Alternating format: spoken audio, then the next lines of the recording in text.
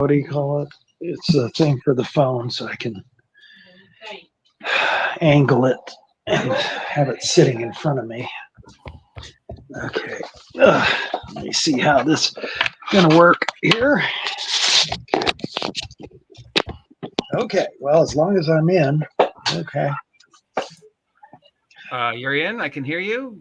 I don't know if you can see everything we're posting, but yeah, just it's smaller, so it makes it hard because I only have one good eye. It sucks. Yeah, okay. I see it though. I see the road, and I remember, we were hiding behind rocks, and then we had a fight. Yeah, that's as big as I can make it. So that's not your. Yeah, it's the limitations of a phone. I can go get my magnifiers, which might help me. Give me a second. Whatever works best, man.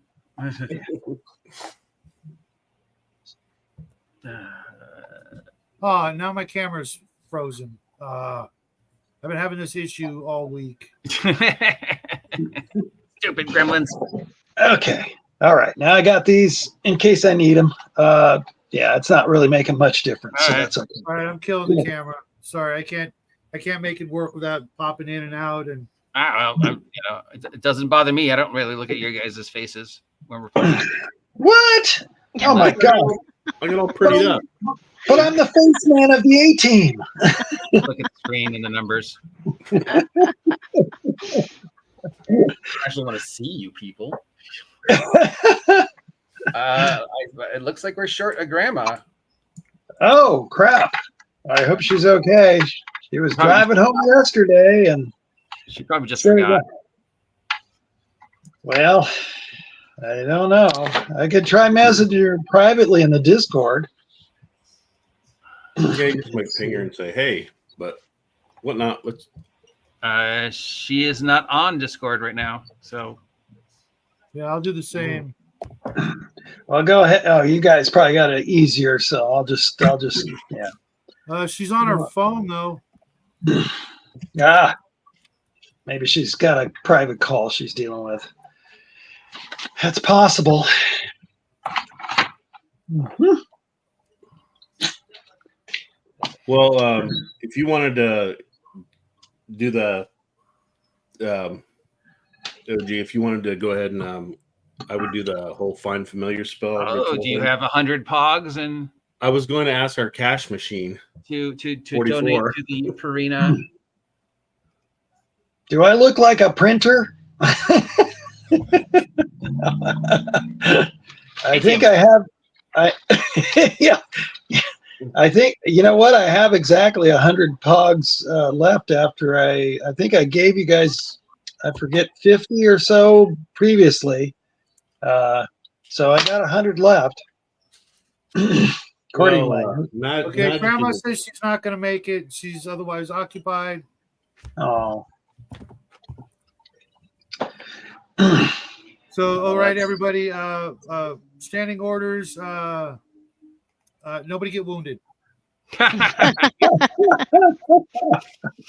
right, so let's have the fight, but nobody actually get hurt. Yikes. She says, go forth and conquer. Right.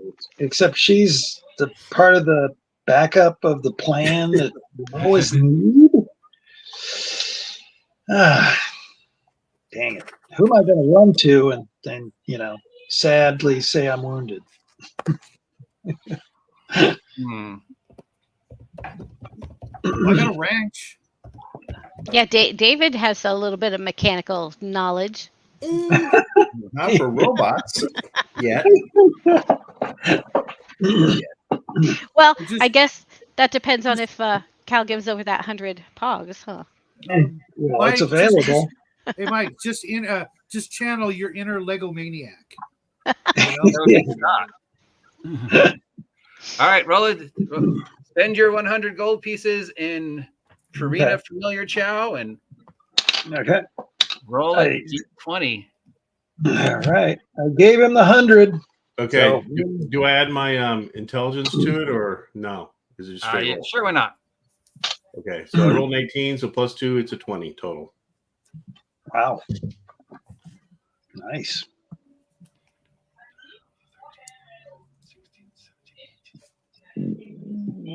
All right, you can take behind what's box number 1, or you can try it again. If the price is right. Ba-da-da-dun-dun-da-da-da. I don't know either thing, so I'll just take what I got, I guess. All right. You put down your little bowl. You open up your bag of Purina Familiar Chow. You pour it into the bowl. You take out your little bell and you go ding a ding a ding a ding a ding a ding ding ding ding. And you wait. You wait. And as the early morning dawn spreads across the Bonelands.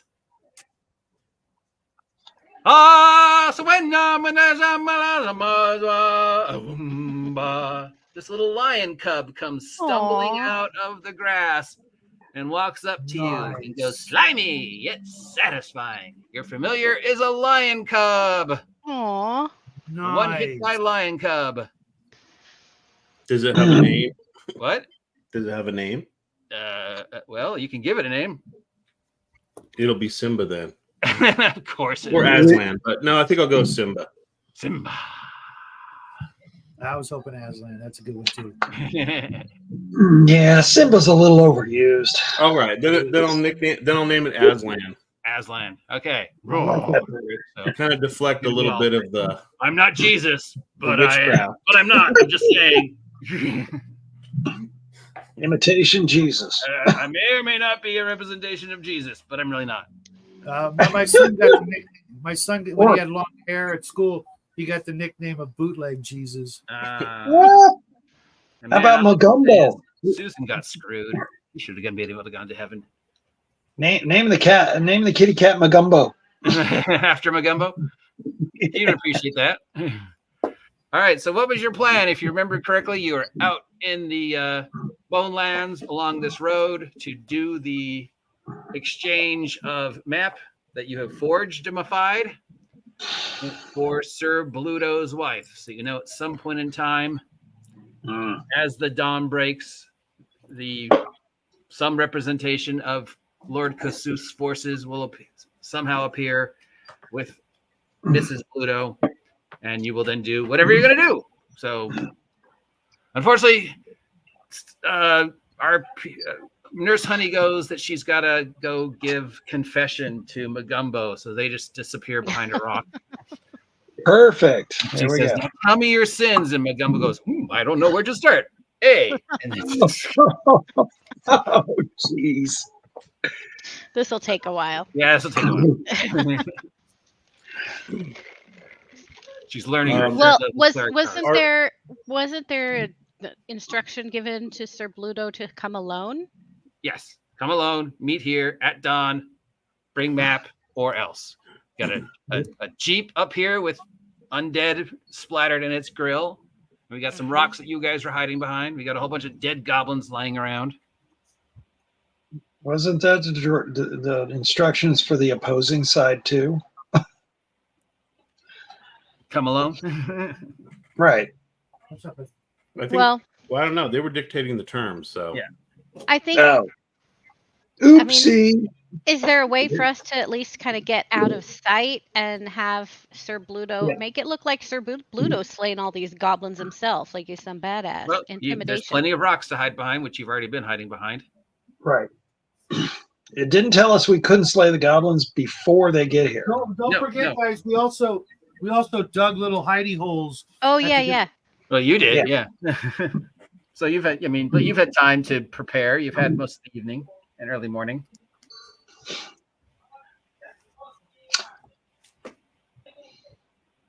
So you're just hiding behind rocks?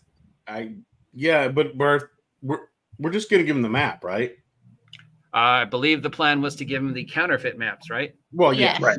Give him the Mrs. counterfeit Blue? maps. Get Mrs. Bluto back. Yeah, I don't know if what- we see an opportunity, then we should take it. But Yeah, that's pretty big. but safety first. Yes. I think that they You would met need us, to Jen? kill Have you met Bluto. us? All right, roll your I'm hiding in a rock. So that'd be D20 plus Dex modifier plus stealth if you have it, or D20 plus Dex modifier plus camping or survival. Dex modifier plus 1. Hiding. Hold on, getting dice. Okay, so All my dice out. 19. 15. 8. 19, 15, 8 for Caliber. Was that I 8? got Caliber? a- 8? I got a 5. 8 was 4. David. 4. 4 for Caliber. And let's see. Oh, Suck better it. than stealth than he was last game. 16 for Sir Bluto, but he realizes he doesn't have to hide. Sir Bluto stands out and he's like, waiting, tapping his foot, waiting, looking all nervous. And then you guys hear this. This huge cloud of dust kicks up at the far end of the road. Which end are we talking about? I don't know which is the far end. Over here. And then as you look up into the dust cloud, crossing over the morning sun is this huge winged figure. Okay. And then there's like a flash of light, and then at the end of the road you see our boy, Mr. The right side of the map, Cal. Right side. Okay. That boy, and he's got a goblin with him Mm-hmm. and a woman in chains behind him. The woman looks a little beat up, but not, I've spent the night in jail beat up, not like she's been tortured or everything. Okay. Depends on the jail. Well, we don't get to really quibble about that right now. All right. I'll be just keeping my Mrs. familiar Bluto. calm.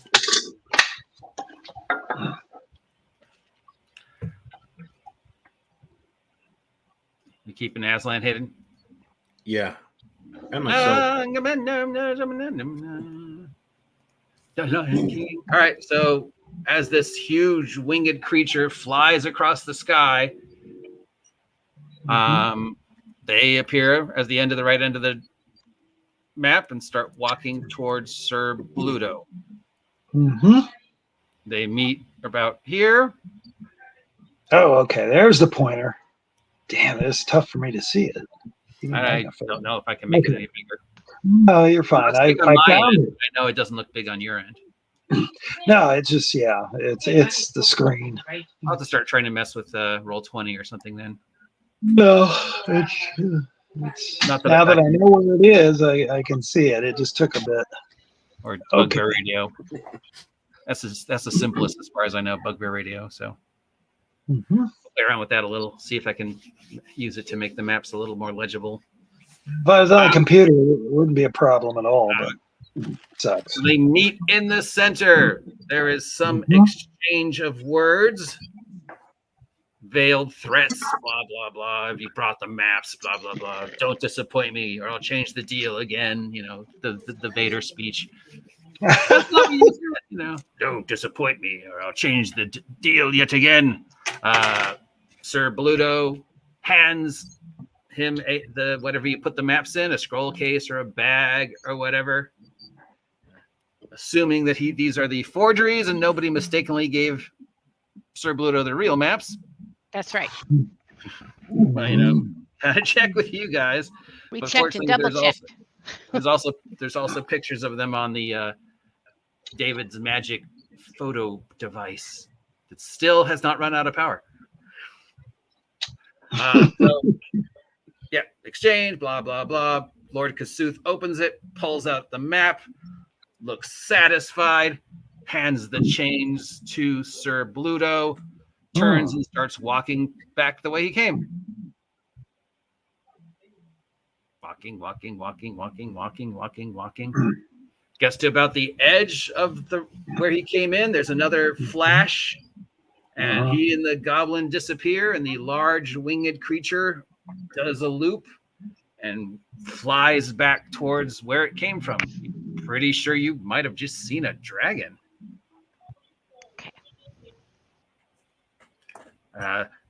Sir Bluto cuts the chains. They embrace. Oh, there's loving and kissing and stuff like that. And I shoot them. Jesus, that's enough of that crap. Get a row. no, let's see. The forgery rolls were, I think I wrote them down. They were super high. I remember that. But one of them was a 20. Yeah. So I think Jen's was a 19 or a 20. Didn't I give you a check in forgery, Jen? Yeah, yes, you did. Yeah, Jen got a 23 total, and the other one was a 19. So You should be good. as far as he's concerned, they both look real. He got a 9 and a 4. Yep, these maps look pretty mine. I don't know what a KOA and a McDonald's is, but we're going. So they're gone. Bluto walks up with Mrs. Bluto and, thank you. I'm in your debt. If there's anything else I can do for you, you've really gone over and above and helping me retrieve my wife. It was a great idea to give him the false map. I don't know why I didn't think of that, but I was just, in case overrun with concern. Hopefully the town's still safe and he won't go back on his deal. But for now, I wouldn't speak so loudly at all right now. How do you know we're not being spied upon? Shh. And she shakes your hands and says, thank you very much. If there's anything we can do for you. Yeah, there is. What's at the end of the rainbow, of the map, so to speak? It's at the end of the rainbow. It's the maps. One map leads to where they buried Belinda Brassbottom, and the second map shows the interior of the caves to where Belinda Brassbottom's tomb actually is. I suspect there's a little more to this. There's always more, but wait. Do you say that to Sir Bluto, or are you just thinking out loud? I'm thinking out loud. You could roll insight. I think that's the real thing for just to tell if people are lying, or perception or something like that. All right. Awareness, any 14. empathy.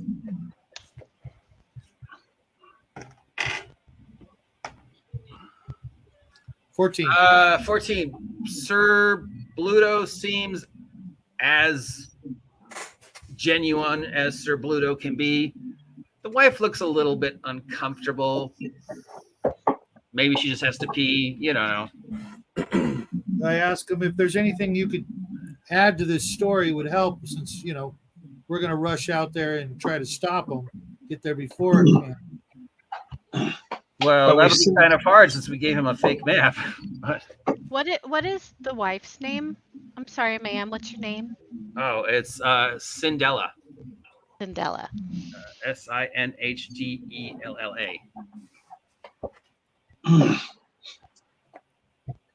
Like I said, we're gonna try and beat them to the chase and do whatever we can to foil their plans. But if there's anything you could add, Well, I'm curious, Cindella.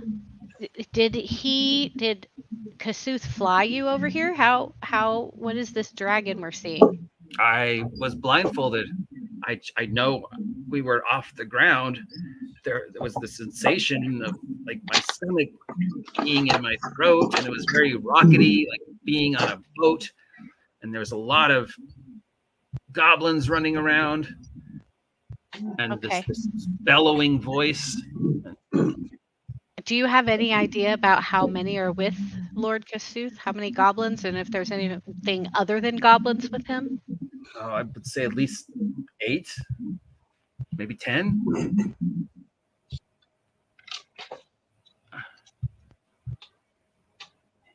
They blindfolded me when they snuck up on me. I don't know how I missed him.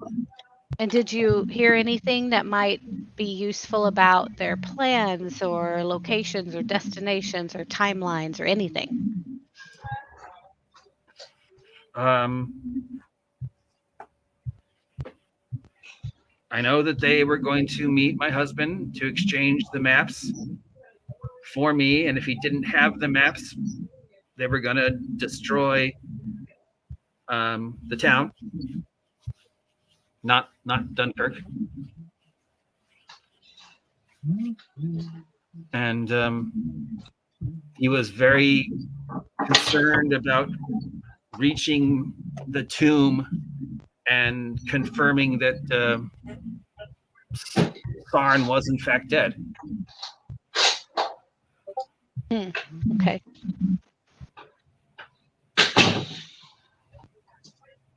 So he wanted to confirm Skarn's death.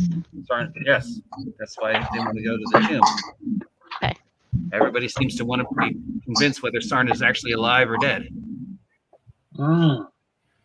Everything else you'd have to ask my husband. I would. We weren't married then. But, well, thank you. There, when they killed Sarn. All right. Okay. Well, thank you, and I'm sorry for your ordeal. I'm glad that you made it out safely. It was definitely scary, but I had faith that my husband would find some way to rescue me. Sweetums, stuck on.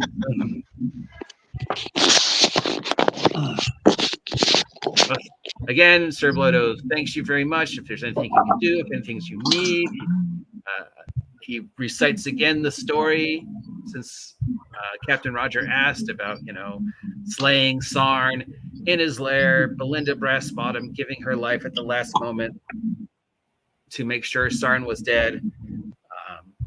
Parting ways, the agreement was that between Marcus and Bluto, they would be responsible for burying Belinda and hiding because, as he said before, nobody wanted Selbon, the gentleman you know now as the magistrate, to know where she was because they were afraid he would use his necromancy to bring her back.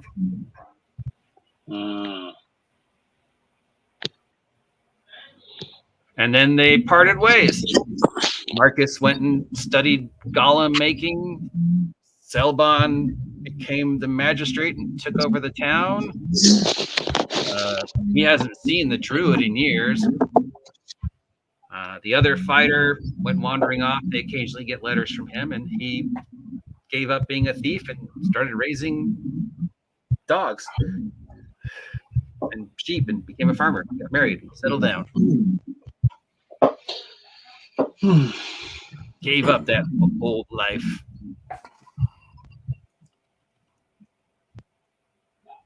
So as far as he knows, the Belinda Brassbottom is still where they laid her with the skull of Sarn. The first map shows you how to get there. And the second map shows the interior of the caves where they buried her. Well, that's where we need to go, right? Yep. Need to go, but you don't need to go. You don't need to do anything.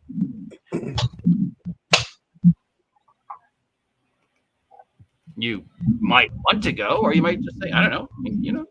Oh, we definitely screw want this town. Let's go someplace else.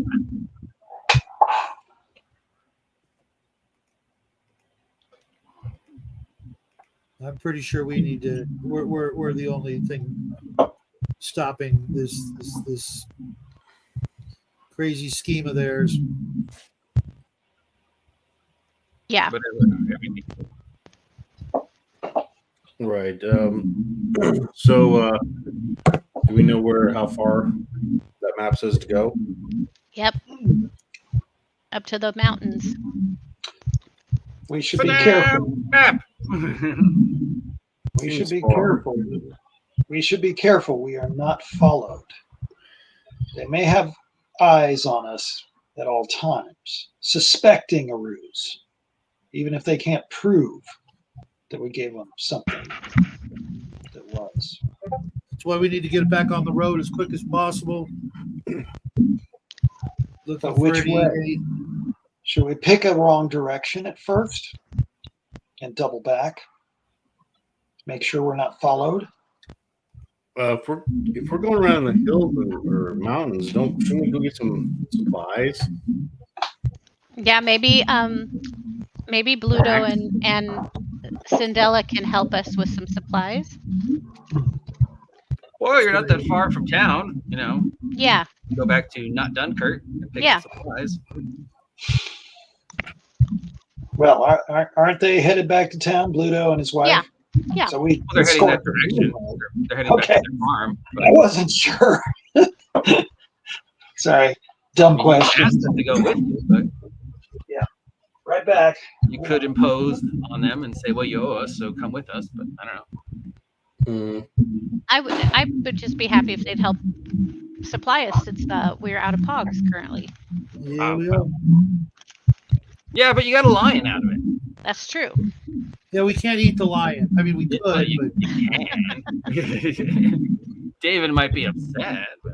Yeah, I'm gonna try looking at the details. Like, is this lion connected? He would be upset at first, but after about the third or fourth bite. What was your question? I'm sorry.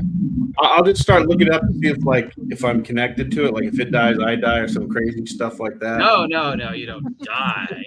You have a feeling that if the grief of its loss might consume you in a way you can't fathom quite yet because you've never felt this bonded to an animal in all your life. It's like you can see through its eyes. We're on the other side of the bag of corn.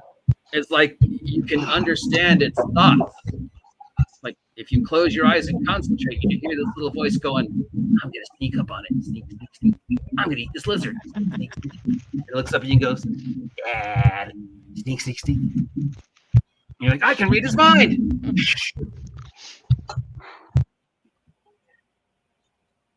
So yeah, you have a feeling that if it died, it would be traumatizing in a loss of level kind of way. No. Loss of level kind of way. Is this feline what's the word? Lion? No, darn it. I can't think of the right word. Familiar? Icon? No. Is this feline a burden to our current mission? Whoa.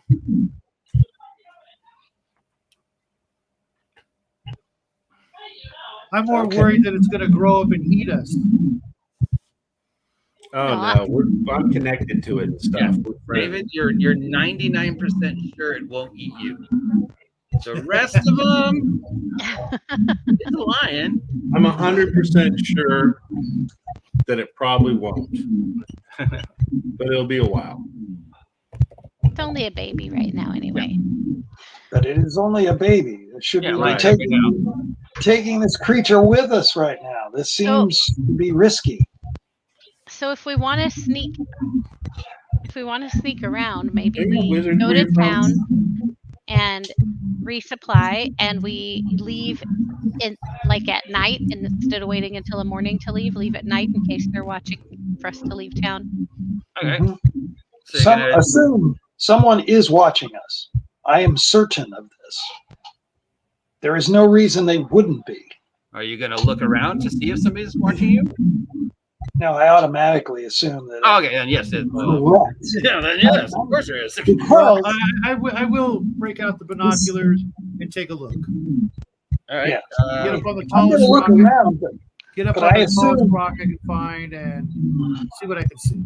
All right, roll a perception-ish thingy.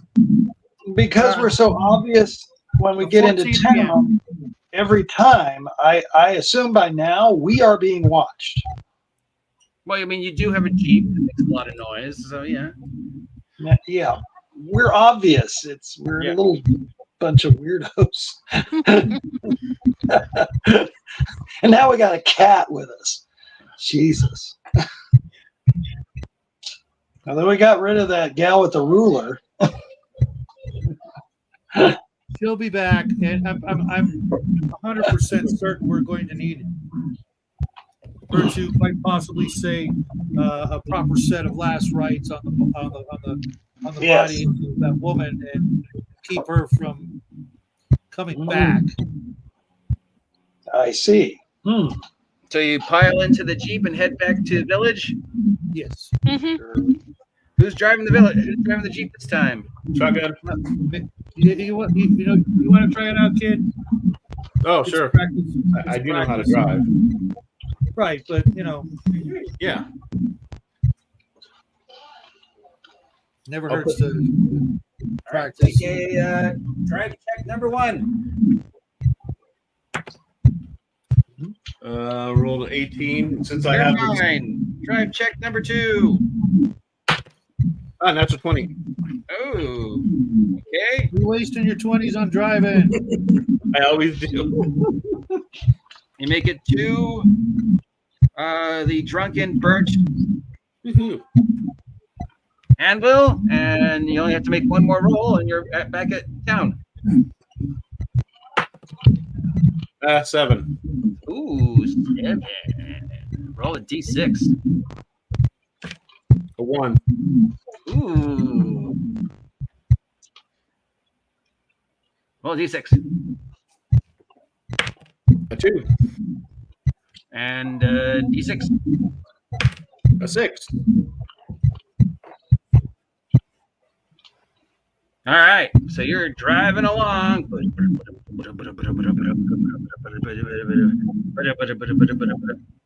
Da-dum, da-dum, da-dum, da-dum, da-dum, dum-dum. Land shark! Da-da-da-da! Ooh, natural 20. Suddenly from underneath you, this huge pair of very familiar-looking jaws comes up and just clomps almost the entire Jeep. Everybody needs to roll a dex check to jump out, or they get swallowed by the land shark. He's back! Round 2! Yay! Let's check. He got himself a taste for you guys. I got an 18. All right, Jen jumps out. Captain Rogers. 22. Captain Rogers jumps out. Caliber 44. I got Is that- a 4. Something what? Cal? Is it plus level or It's just a dex? dex check. Yeah. It's a dex save, D20 plus level. Oh, okay. Plus. What's your dex mod? So I got a 10. Oops. David. So plus level, I got a 7. Oops. Jen, we already got.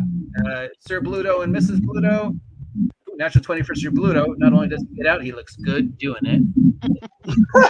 Bluto only rolls a 17. You know, he does the superhero pose. He's all.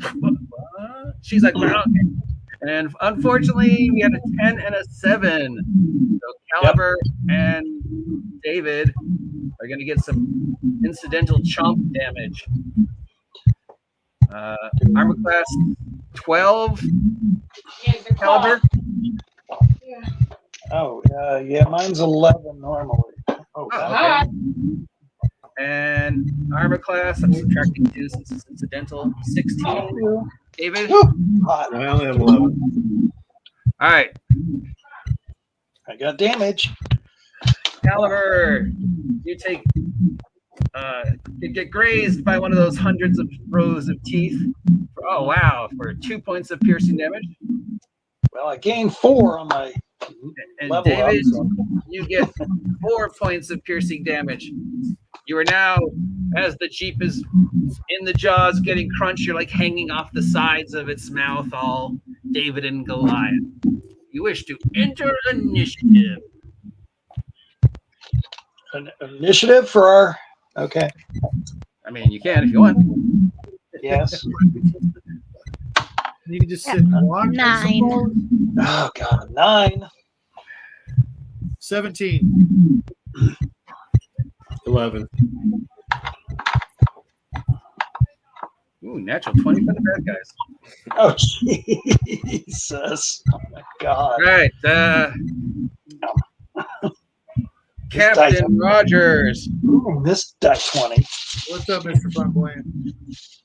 roll a D20 plus charisma modifier.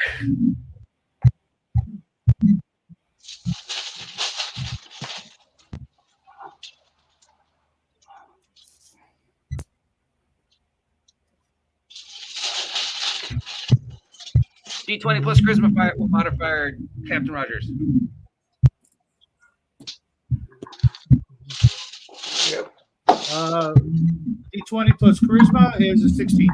16. The Jeep survives being crunched on this round. Okay. Land shark is ignoring you because it's chewing on this delicious, everlasting gobstopper that is your World War II Jeep. Sharp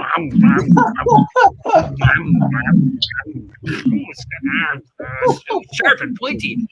What's that interesting flavor? Oh, gasoline.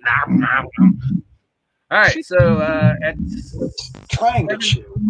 17, we have Captain Rogers. Your beloved Jeep is going down the Boulet's mouth. What do you do, Captain Rogers? I'm gonna take a very careful aim at one of his eyes with my 1911 and take a shot. Okay. Armor class 15 for the eyes. Natural 19, which is crit. Oh, That's yeah. right. You're crit on a 19 now. And I got a plus like 6 on top of that. Do you want to do double damage or do normal damage and something cool? Normal damage and something cool. Would that something cool be blinding it? Blinding it or putting it in such excruciating pain that it lets go of my damn Jeep. All right, so you're well, a shot to the eye will definitely give it a morale check on its action. But and 6 points of damage unless I get a. you can blind it to impose disadvantage on its next thing. So it gets disadvantage on its next action. 16 is Sir Bluto and Mrs. Bluto. Mrs. Bluto. Well, she doesn't have any weapons. Screams. She misses. Sir Bluto pulls out his sword and tries to backstab it. Never backstabbed one of these before. There's no back. No back. And he comes up behind it and jumps in the air all anime style and drives his little short sword deep into it. 3 plus backstab. 4, 5, 6, 7, 8, 9, 10, 12. Minus 12 to the belay. And now he's hanging off the back with his short sword deep into its back. 15, 14, 13, 12, 11 is David hanging from a tooth.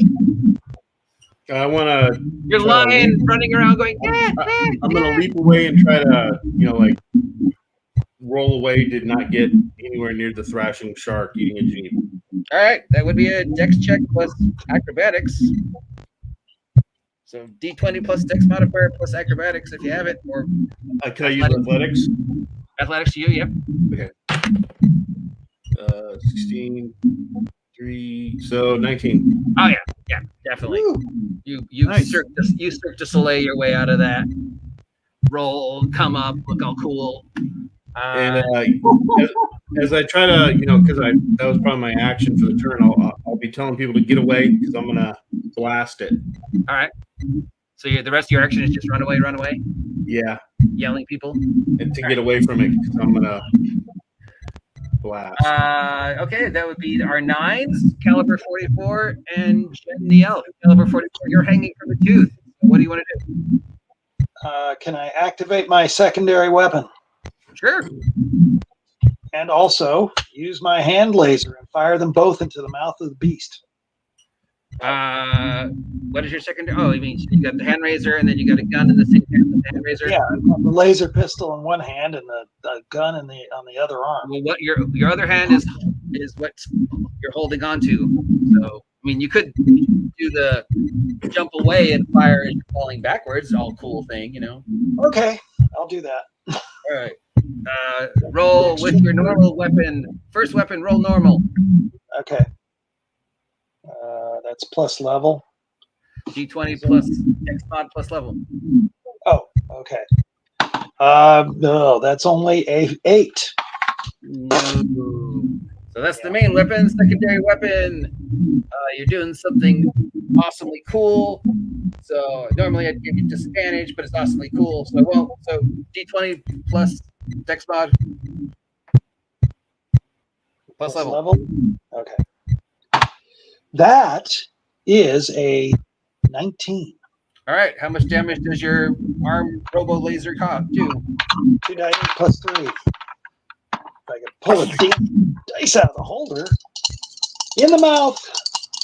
Trying to give it a bad taste. 10 points of damage. Ooh, ouch. 22 points of damage. 10. No, 10. Yeah, 10 plus 12 is 22. Oh, sorry. All right, Jen. Well, David says he's got this, so I'm just I didn't backing say away. I got this. I'm putting glasses. I'm just backing away. All right, Jen is running away. Writing it. All right, back up, natural 20. My Boulet at disadvantage because he's blind in one eye. I will make a morale check. Captain Rogers, 20 plus charisma plus intimidation if you have it. Uh-oh. 20 plus charisma and intimidate. Okay, cool. Unfortunately, I rolled a 12. All right, so I just got to roll under a 12.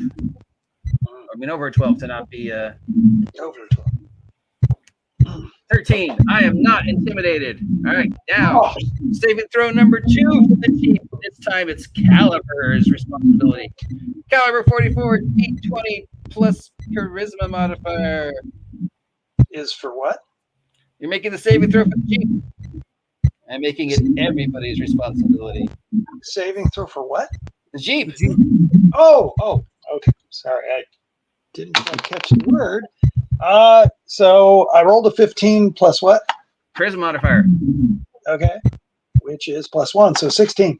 Another round, the Jeep is somehow resisting chewed on. Now the land shark is aware that there are some other creatures that are trying to steal its food.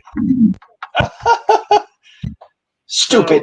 So, spits out the everlasting gobstopper that used to be the Jeep and goes after the person that's stinging it with all these stingy things. So it's going to attack Caliber 44 with disadvantage. Oh, good. 10 or 9, 10, 11, 12, 13. Armor class 13, Cal. It's a hit. Damn it. Chomp! It's not a charge, though. They'll only do 5 points of piercing damage. Ouch. Crunch, crunch, crunch, crunch, crunch. What tastes like chicken? I'm going to upset its day some more. All right.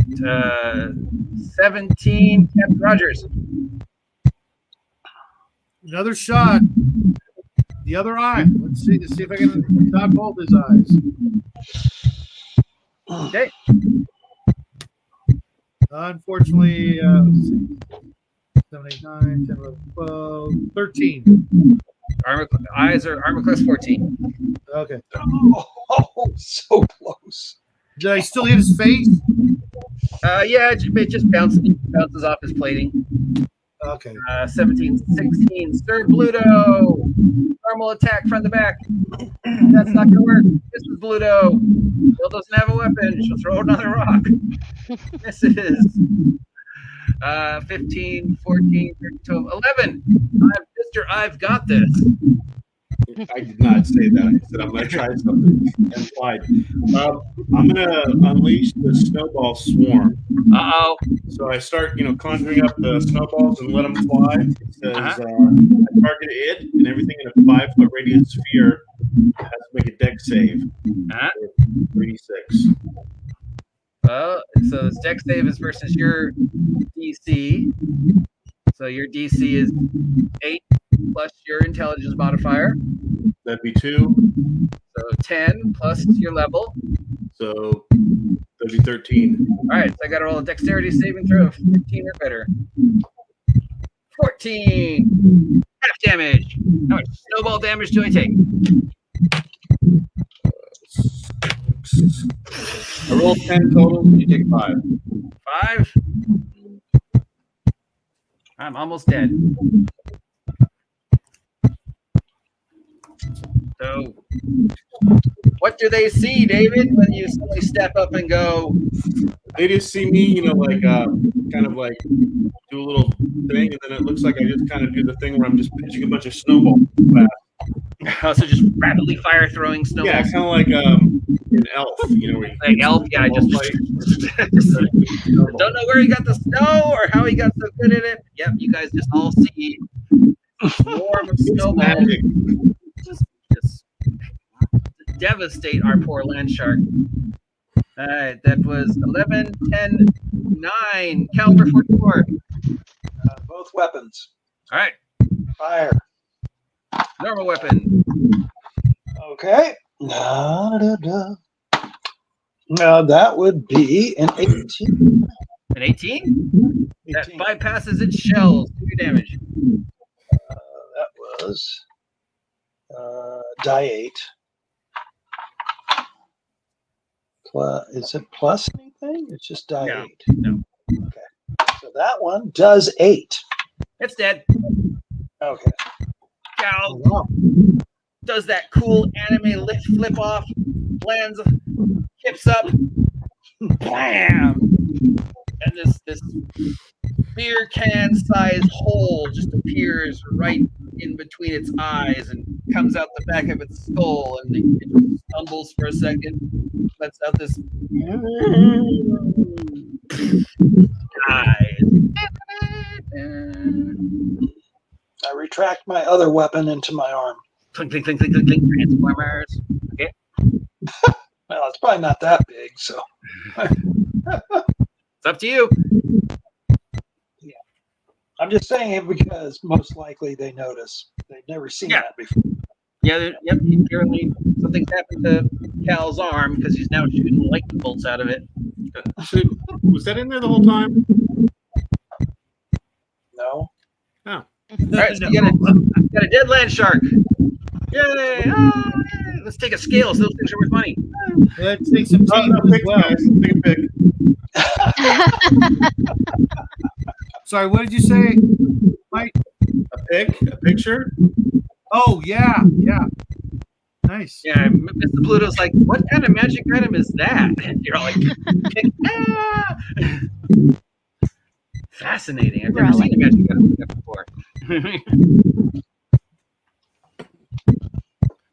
The gods within me have bestowed me a new weapon. So is the Jeep salvageable?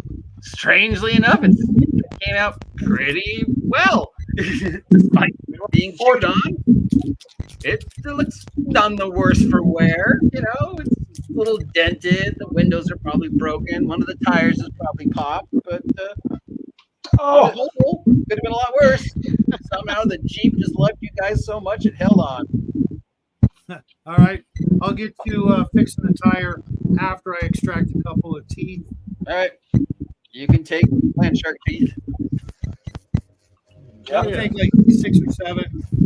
Okay. Yeah, take trophies. I'll just take one. Spare tire. You turn it into the 80s necklace. It's the single shark tooth. With a shark tooth. I don't have a spare tire, Very right? large shark tooth, but okay. We've got at least one spare tire. I don't remember having changed the tire.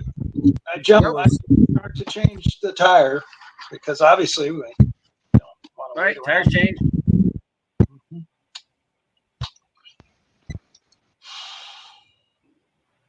Yeah, I don't think they got patch kits in town that'll fix this hole.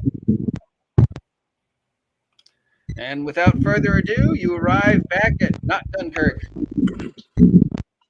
You have successfully saved Mr. Bluto's wife. He will gladly pay for whatever supplies you need. Obviously, you know, rope and torches and that shit just is all free because of the stuff everybody needs rule. So is there anything you're looking for specifically other than food? Yeah, let's pack it. We're gonna need to stock up on food and maybe some like camping stuff. Yeah, Climbing right? gear. Like, are you looking for like a tent or just sleeping bags? I'll defer to the people that probably know about this stuff. Is there anybody who can advise us that they have traveled to? There's a dude from the army with us. Yeah, let's not talk about where we're going, just in case there's, you know, Spies in town? Yeah. Well, if you remember, a good chunk of the town's militia is gone off hunted orcs. And they have not returned yet. So that just leaves you the other militia, the dwarves. Do we know what direction they went to hunt the orcs? Nope. Nobody knows. They just all got up, and after they hung the orcs in town, they decided they were going to get the rest of the orcs because the orcs still are responsible for everything that happened. Probably they haven't returned because I think that by now they may have run into more orcs than they could handle. So you can ask people, who traveled the Bone Wastes, but with a name like the Ashen Waste, think sort of desert. It's spring. Yeah, so we're gonna need lots of extra water. Miles and miles and miles and miles. I'm wondering if we can maybe rig up a trailer for the Jeep. The trailer does. I mean, the Jeep does have a trailer hook. You could rig up a trailer from one of the buses or one of the wagons.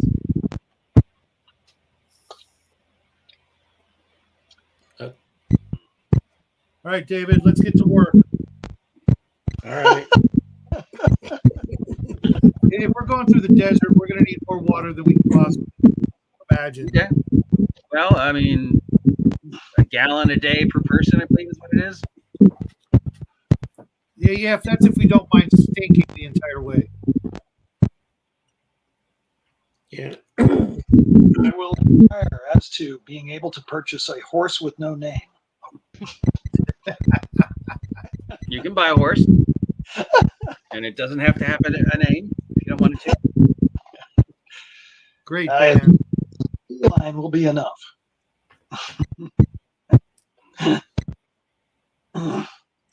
Yeah, I'll help try to find a way to hook up the wagon to the hitch. It has the Jeep has a wagon hook. Well, I meant it's got a trailer hitch. All we have to do is get a couple of wheels for one of the old vehicle, a frame. Doesn't have to be fancy. It's just going to be carrying barrels and things like that. Yeah, I mean, there are buses, so. Yeah, those buses are now without tires and wheels and axles. And it's easy enough. Maybe see if we can find a spare for the Jeep now that we've swapped it out, or at least, you know what? We can just take inner tubes from the old vehicles and easy enough. And find some really strong glue, and we can patch them if we need to. Yeah, it's easy enough to find a spare tire that fits the Jeep. It's easy enough to jury rig a 2-wheel trailer or 4-wheel trailer to hook onto the hook. No problem. We'll play the montage music so we can get it all done fast. Bam, bam, bam, bam. I mean, we literally have music to play, so yeah. Montage, gotta do it in a montage. All right, so yeah, it takes a couple hours of sawing and hammering and close-ups of a soldering torch. For some reason, there's a guy with a saxophone. But yeah, by the start of the next day, you've fixed up the Jeep. Replacing the glass in the window. Yeah, they don't have any pieces of glass that big, so that's going to be another day if you want to do that, because they got to melt the sand down and make the glass. And as we wrap it up, there's all the high-fiving and nods. Yeah, high-fiving and nods. For some reason, you run down the beach and belly bump each other and all the other montage things. But yeah. So you have your. That's how you wrap up the montage. Which a thing, a 4-wheel trailer attached to it. On that 4-wheel trailer are a couple barrels of water, a whole bunch of dry tack and travel food, extra fuel, jerry cans of gasoline, and food for the lion and the horse. Sure, you get enough for the horse. I mean, unless you want to feed the horse to the lion, just saying. Yeah, right. If there's a horse, then you can get enough feed for the horse. I guess the lion cub is sort of big. And the lion, it's a lion. It'll eat meat. Yeah, but it's a youngin, so you can catch lizards and stuff. Yeah, they can catch lizards. Well, I can catch anything that's slower than Birds. Robots. You know. I don't think you need robots. I have been told I am not tasty. Now, and as you said, you're not telling anybody where you're going. You're just going out into the Ashen Waste. Just going camping. You know, you get the usual warnings: watch out for dinosaurs, watch out for bandits, watch out for cultists, watch out for the dead. Is there anything not on the list? I swear. Watch out! Wait a minute. Watch out for the dead. Yeah. Um, Remember the dead you killed? Remember? When we killed the I was goblins. hoping that was a one-time thing. I know, there's dead around. Well, I'm gonna. are we going to the Ashen Waste to try to throw anybody following us off our trail? Because that's kind of, we need to go toward like the city that Czar plays. The way I figure it, after about 2 days of traveling through the desert, we'll have a Then pretty clear view of anything for miles. And then we'll flip around. Okay. Yeah. Okay. We are being cautious, evasive. Well, if you're going by landmarks, you know it takes you a day to get from the camp to Marcus's tower. So you're looking at least to 3 or 4 days to get to the crossroads.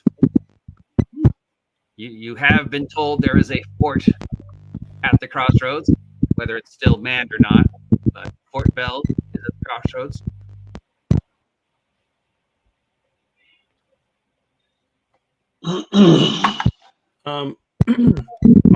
On a hunch, I'm gonna look up on my phone to see if my phone has a map. The map that you took pictures of, or a No map, like I'm gonna Google map. like Google Maps? It does. It doesn't say Google Maps though. It says On the search, I'll just put in map. There's Boggle Maps. Yeah, Archie Maps, but yeah. culturally distinct or trademark distinct. Yeah. Trademark distinct maps. Yeah, it has a map. Oh. I'll just look to where we're going to see if it actually has these locations. Yeah, well, the what you assume is a satellite view, which is how Google Earth Maps works on back home. Yeah. It shows the road. It shows that there is a fort here. There's a town here. Everything else, pretty much, there's teeny little farms and villages scattered around the waste. Lots of I'll ruins. just try to.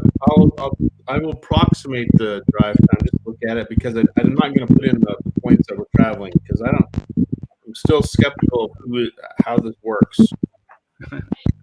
Well, yeah, because you don't know where you're getting the information from, but it's coming from somewhere. Well, You've got 5 bars. Are you gonna map quest it? I did not put the location. I just put our location and scrolled around, and I was like, Yeah, you're here. "There's satellites. Do you have satellites where you're from?" World War II? No. That's what I've been. Satellites? Sputnik didn't even happen yet. Yes, you're correct. This is the only way this could be working. Yeah. Did you put them in orbit before you crashed? Are you from here? I am not from this planet. Oh. You know that. Well, I don't know. Maybe like you went back in time, or I don't know. I went. It is obvious there's a time distortion, but I do not know if I was subject to that. It is obvious that Captain Rogers, Nurse Honey, and are from a different time period, and you both are from a different time period. Yeah. Your phone seems to be working normally.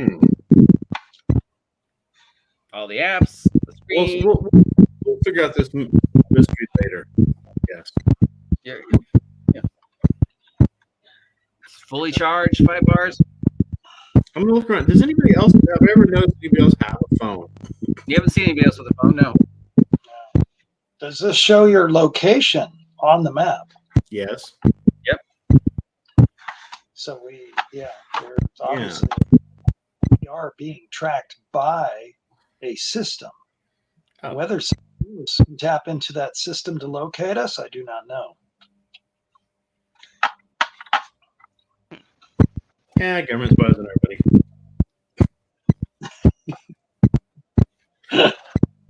I'll just, take that nonchalant kind of attitude towards it. Yeah, maybe.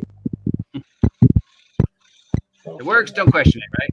Well, I'm ready to head out whenever you guys are. Yep. You've got all the camping gear you would need for at least a week. We've had enough of civilization. We've been back a day. Let's get out of here. Sir Bluto, as I said, happily pays for whatever you need. Sells off the shell pieces he got from the boulet. Bids you farewell, and it says again, if you ever need anything, I owe you. Don't be afraid to ask. Both owe you. Be safe. And they toddle off to wherever it is they're going to. Skip away. Thankful that we're not going with All us. right. You know a little bit more about the history of the party and the fall of Sarn. Perhaps you know a little bit more about Lord Kasuth.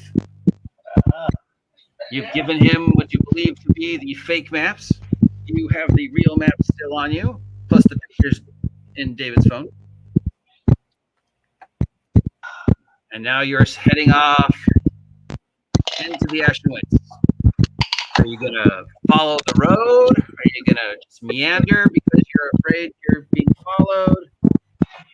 Are you going to take the same path you've been taking, go to the Drunken Anvil, and go to Marcus's, and then... At first, I think we make it easy if somebody's trying to follow us, because we want to detect if we are followed. So you want to go by the way of the Drunken Anvil? Well, the most direct route would be taking the road to the crossroads. I mean, or just take the road. I mean, I'm not trying to waste time, but you have a lot of options. It depends on, what steps are you taking to try and lose whoever it is you think is following you? Well, like I said, we'll think of that once we... let's take the road. That's what I say. Yes, I agree. Take the road. I'm good Captain with the road. Captain Rogers, All right. do you concur? Captain Rogers. Captain Rogers. Captain Rogers. Hello? Do you concur? He's muted, Oh, I believe. I think Or you is not nodded. He says, yes, of course, blah, blah, blah. I America. simply nodded. I'll be right back. I gotta get rid of some stuff here. All right. Who's driving? I guess I'll drive since no one stopped me. All right. You leave town and you head off down the road. You know it's going to take you at least 3 days, God willing, to reach the crossroads. Each day is 2 checks for the day. So driving, moving right along. All right, make your driving check for the first 10. half. The 10 first one was a 10. plus all the pluses. Yes. All right, second check. 16, so it'd be 19. All right. And at some points I'd pull off and then have Captain Roger Landis look with his binoculars to see if anybody's following us. So whoever's looking through the binoculars, make a perception check. Perception. Yeah.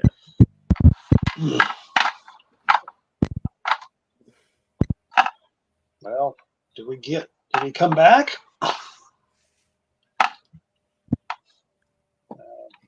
Perception is D20 plus wisdom modifier plus perception if you have it. I'll look, and I rolled a natural 20. Ooh, look at the big eyes on Jen. Yeah, there is something following you. Hey, there's definitely something following us. Can I tell what it is? You see a little, what's it called? Like the low grass. Like something's moving through the low grass in the same general direction you're going. Something's moving through the low grass. So should we set up some type of ambush, or should we Should just we stop and see if it catches up to us on its own? Or should we stop and see if it stops? It's not as feline. Pet, is it? No, feline is either running aside the Jeep or in the Jeep, laying in the sun, I think we How should just. or chewing on somebody's shoes. How far away do you spot this thing at? What distance? Yeah, how far? Well, I mean, it can't keep up with a moving Jeep. So depending upon how fast you're going, it's way behind you, but it definitely feels like it's following you. Why don't we just stop for a little bit, see if it catches up? Like it's not trying Well, to be sneaky, it's just trying to Take a catch look us. through the binoculars and see if we can get a better idea of what it is. Somebody else going to look through the binoculars? Sure. Is the Jeep still moving, or have you stopped? Oh, I'd pull over and stop. Sure. I can't even see one. And that's what I'd. All right, who's ever looking through the binoculars this time? Make a perception check. I rolled a 1. You don't see anything. Miles and miles of miles and miles. Captain, you want to look? Ashen waste, tall grass, ruins. Death in the tall grass. Well, that's all I got. I'm gonna stand on top of the hood of the Jeep, get a little altitude, just take a look. All right, make a perception check.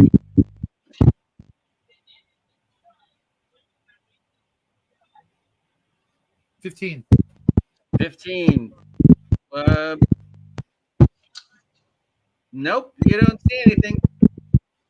Would somebody like to do we want to have someone stay here, and then we'll drive the Jeep a little bit farther up, and then somebody can stay here and ambush it? Is there some minor cover that I could get behind? Yes. Hold on. Come here, Cal. I'm here at 44, and I will cast invisibility on you. All right. Nice. So you touch him? Yeah, he's not weird or nothing. Yeah. All right. So He's here It's probably this motion. yeah, Cast invisibility. Yeah. see the shush. No, you I'll just do the little. the shush.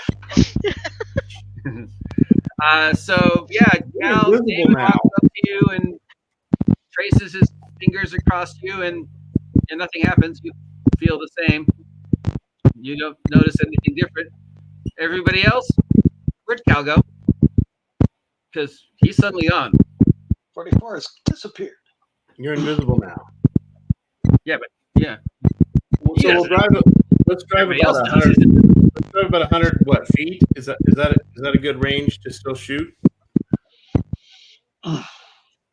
That's pretty far distance for his gun, but anyway. The He's a idea good is Yeah, we'll just drive a little bit ahead. So Cal, Invisible Cal gets off. Yep. And hides. I mean, I don't know. He could stand there pretty much and nobody would see him. So I stay still because I don't know what kind of a creature this is, so I just want to stay still. and then you continue toddling off, right? Yeah, Still on the road? just drive up the road a little bit and pull over to the side. All right. Just trying to lure it in closer so you can see it or ambush it. All right. Invisical, roll perception. Oh boy! A 19. All right. So you're standing there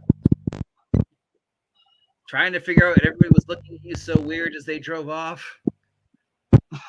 And you hear the crunching of grass.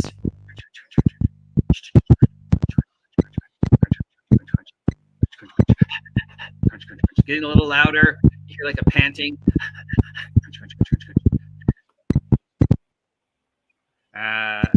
And with your 19, once it gets close enough, you see something moving through the grass. Occasionally, a little green head pops up with a hat on. Goblin looks around, then pumps down back in the grass and keeps going. Just one goblin? I think it's our friend. Just one goblin. And it gets closer, closer. Do I recognize?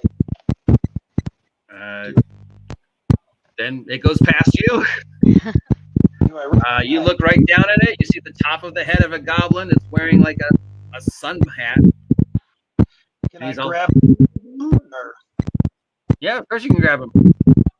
D20 plus strength mod plus melee combat plus 4 because you're invisible. okay, so plus hold it. Yeah, D20 Strength. plus strength mod plus Plus 4. your hand-to-hand combat skill if you have one, or your level if you don't. Well then that's a +8. Plus 4 because you're invisible. Yeah, a total of +8. I got a Yes. 10. Shit. But all the pluses helped. All the pluses, you still only get a 10. Well, anticlimactic, but still that's enough to grab him. So you feel a weird sensation as you attack and thus breaking the invisibility. He's like looks up and suddenly there's this giant silver thing standing over him and you grab him by the scruff of his neck or whatever and pull the little scrambling goblin with his little sunbonnet on. And yeah, he's got like a little leather vest and he's got like some tools hanging from his belt. One that looks sort of like a bent piece of metal. And he looks up at you and goes, I'm the gardener. Those big goblin eyes. The garden. Let's go. What do you do with him? Well, I got him, and I would have grabbed him from behind. Yeah, you got him by the scruff of his neck or whatever, or the shirt, or yeah, you got him. I mean, you lift him up. Pick him up off. You lift him up, and he looks at you in the typical goblin fashion. Looks at you and goes, "I'm the gardener." I walk toward the jeep after I lift him up. Okay. I mean, if he wants to play with me, I've got a gun pointed at him. All right. You pull out your gun and point it at his head. Well, all I have to do is hold it back, hold him like this. So, Yeah. Okay. So you point your fist at him, and your little magic thing comes out of your arm. And he looks laser noticeably impressed. I haven't popped out the other one on my other wrist. Okay. Yeah. You got the one hand is holding the goblin, the other hand is at his side of his head, and your gun is coming out of your forearm. Right? Okay. And you're walking him towards the jeep. The jeep is toddling along down the road, stopped. So you reach the jeep. You're all in the jeep. Cal comes walking up with a goblin and a sun hat.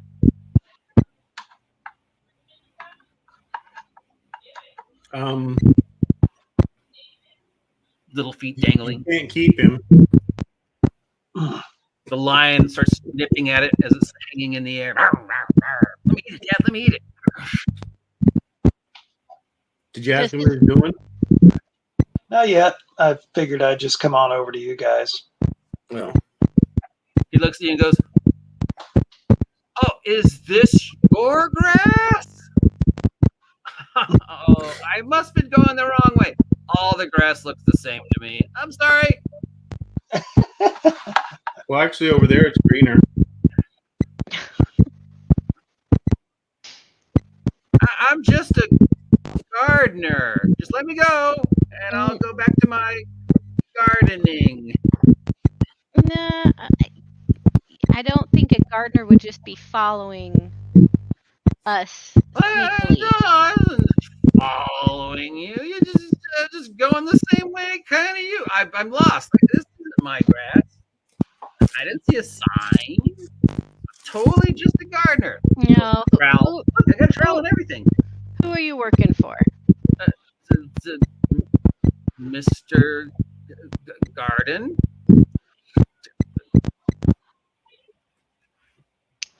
Oh, I Again.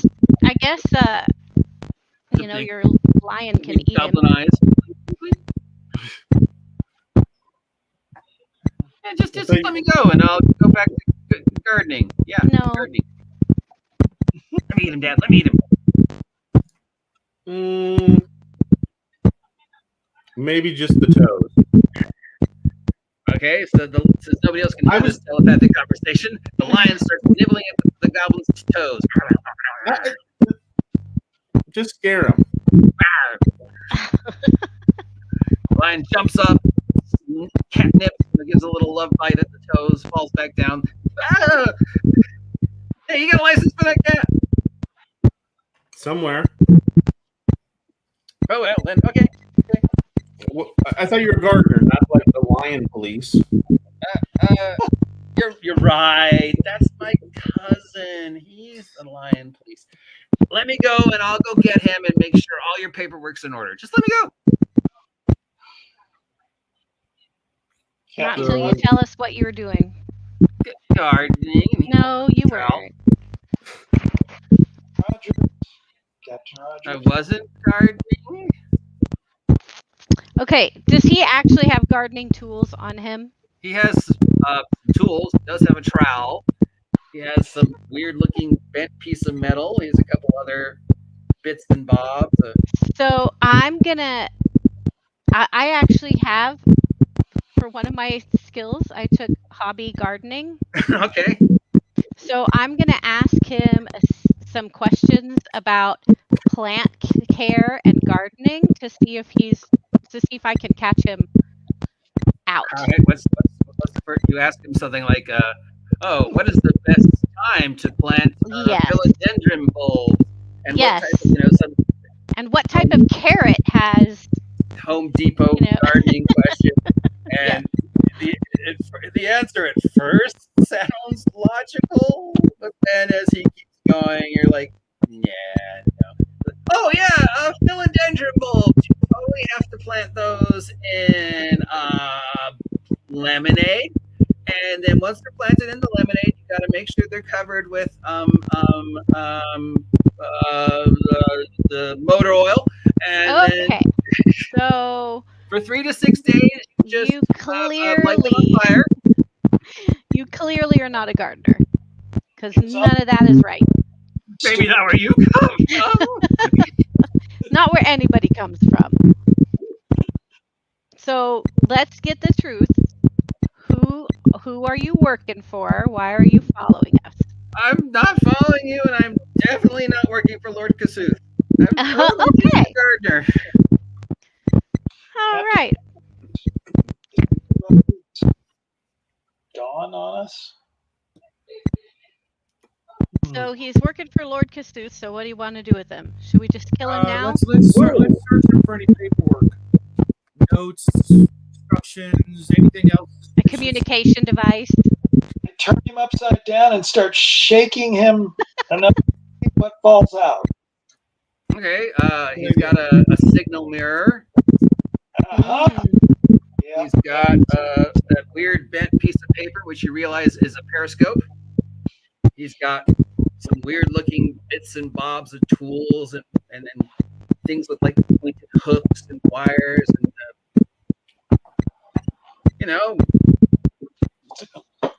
Jen the elf might recognize them as thieves' tools.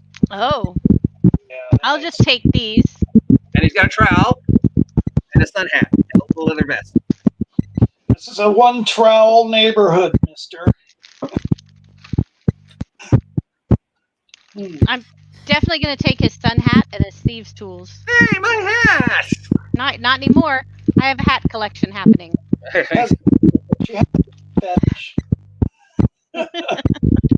now she's got a pirate hat and a sun hat. I still like that pirate hat a lot better.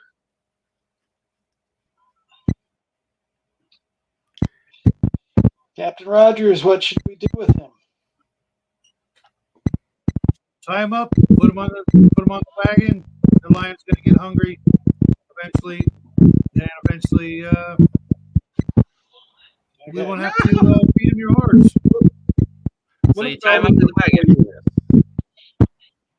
Plus, I don't know if I want to get my lion being sentient creatures. Goblins are sentient, right? I mean, they talk, You're right? not sure, but yeah. I'm asking the group. Is that right? I mean, that's kind of bad guy stuff. Yes, goblins are sentient. If you were feeling hungry, I see no problem with it. All right. So you tie him up to the van and have Ashland stand guard and occasionally nip at his toes. Still might betray us. We will have to gag him later. Okay. Well, you've made your 2 Or drop him off. drive rows. So it is now getting on till evening. You wish to drive through the night or camp? I honestly think time is of the essence. We're dealing with a thing that can, appear and disappear at will. It's probably got a heck of a head start.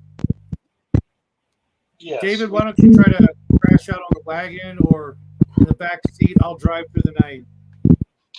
All right. So you're going to drive through the night.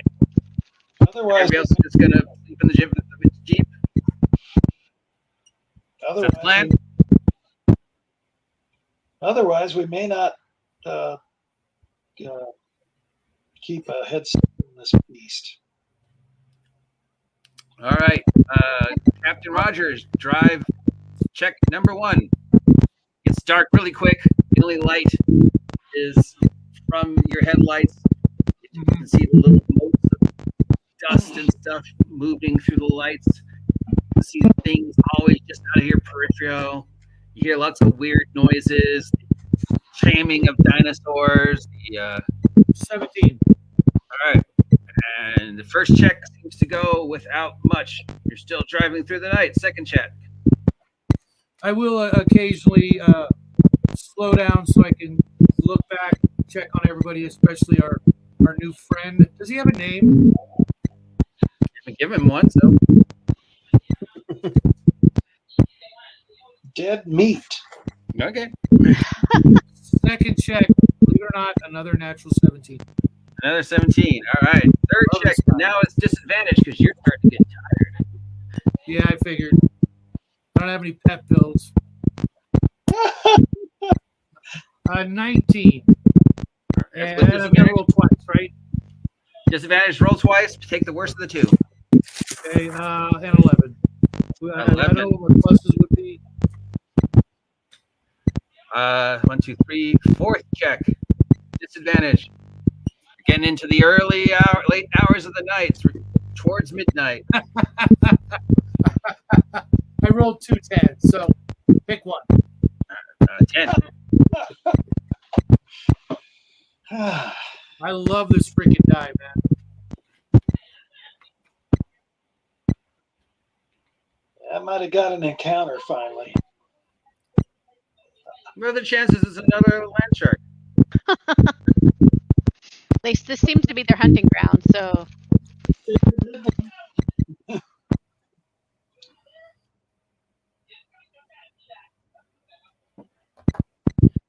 Okay, Captain Rogers, roll a d6. Five. Wants to get the Jeep. Ooh, really? 5. Okay, roll a d6. 2. Interesting. Hate it when he says that. Don't worry, it's none of the things that Cal has posted pictures of. Thank goodness. So I could change it. Care. I mean, that's what I paint.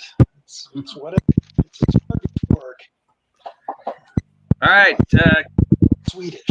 you're driving along, getting tired. Those eyes are starting to blink, and the blink lasts a little bit longer. And suddenly something is in the road. A very large, shimmery something. Roll a Slow drive down. check at Slow disadvantage. down and honk the horn. Oh, you don't try to swerve out of the way? I mean, All right, well, roll to slow down. D20 drive check at disadvantage. Honk the horn, that might attract more attention. 3. Okay, you try and slow down, but it's closer than you thought. So you either swerve out of the way or crash into this thing because it's the size of a house. I will swerve. I definitely don't want to crash into something. All right. Again, drive check disadvantage. What do we see? 10. Assuming lights on the whole All time. right, you swerve, scrape it, go off the road. What you think you see is the largest snail you have ever seen. This snail is at least the size of a house, if not larger. But instead of a normal snail head, it has these 3 pseudopods that kind of look like flails. Like it's a Oh, jeez. flail snail. Right. All right. Captain Rogers, roll a dex check. Did not. Crash. Roll the jeep. Natural 20. All right. You stop. Dust. Everybody is jolted open from whatever wonderful dream they were having or nightmare they were having. And as the lights of the jeep pan across the darkness of the ashen wastes, looking right at you, well, you think it's looking at you, is a snail that is at least the size of a house. And instead of a normal snail head, it has these 3 pseudopods with large, bulbish things at the end. Sort of remind you of flails. I don't think we want to play with this. Mm-mm. What the hell is that? I don't know. It looks hungry. It doesn't seem to be doing anything right now. It's just staring at your jeep. Let's You let's think? let's gun it and get out of here. Everybody, Yeah, let's just go. Yep, I agree. We don't need to play with it. All right, you continue off into the night the same direction you were going, or a different direction? Yeah. So you're gonna try and get back on the road, even though it's sitting in the middle of the road. Well, I'll stay off road for a bit until I can get back on without, drawing too much of its attention. Okay. The flail snail doesn't seem that interested in you. It tilts its head as you drive past, but then it just continues on its way. Whatever gigantic house-sized snails do, it's doing. It's probably You're a not street. awake. Dad, he's trying to get away. Dad. Yeah. Can I eat him? Dad, can I eat him? Can you eat the snail? That thing? No, the goblin. Oh, the goblin's trying to get away. Can I eat the snail too? I mean, Get him. If you want to, yeah. All right. So, I guess while you stop, the goblin saw this as a chance to try and escape. He's all like, and then the lion just. I don't roll for your familiar. You roll for your familiar. Roll your I claw, rolled a 2. claw bite. All right. So you bite him, but nope, nothing happens. Can't get through that leather vest, lion. It's got a hold of him. Does Aslan continue to try and eat him, or what? He's interested, so go for it. I'll be like, go for the toes. Okay. Goblin tries to roll out of the jeep. He rolls out of the jeep. Ow! Does Aslan jump I after him? rolled a 13. All right. So as he jumps out of the jeep, you nip a toe. Roll your D4 piercing. Got 1. So bloody toe. Goblin rolls out of the jeep. Aslan, do you jump after it or stay in the jeep? I would, yeah. He seems, yeah. Get him. All right. Aslan jumps out of the jeep as the jeep continues on into the night. All right, Aslan, what do? You've got a goblin trying to roll away from you. Get away from me! Get away from me! Try to pounce. D20. Natural 20. Well, you would knock him prone, except he already is prone. But yeah, you do the pounce, so that's D4 piercing plus D4 piercing plus double damage, or you could do something cool. I'll do the double damage. So I roll D4 piercing plus D4 piercing plus D4 piercing. So Not gonna be 3d4. much goblin left 3d4. done. 7 total. You rip out his guts and start eating him. Wow. Slimy yet satisfying. Driving on into the night, Captain Rogers. You still driving? No, I need to get some shut eye. So you guys are going to stop or have somebody else drive? Someone else want to drive? It's midnight and you're about here on the road. Oh, I didn't quite get enough sleep. I will drive. All right. Thank you. Caliber, make driving check number 1. This D20 plus dex mod plus driving skill if you have it, well, or level mod if you don't. yeah, okay. All right, +4. So I get a 19. All right, 2 more. Switch off. Okay. I get a 12. Okay, 1 more. And I get a 10 this time. Ooh, 10. Roll a d6. Oh, jeez. One of these things. 4. Roll a d6. 2. As the sun begins to rise in the east, all across the road and on either side of the roads are about 20 of these very large birds. 2 legs, big body, long neck, kind of look like dinosaurs, except they're feathered. You recognize them as ostriches. So you got a flock of ostriches, large flightless birds, just picking away at the ground, getting those early morning worms.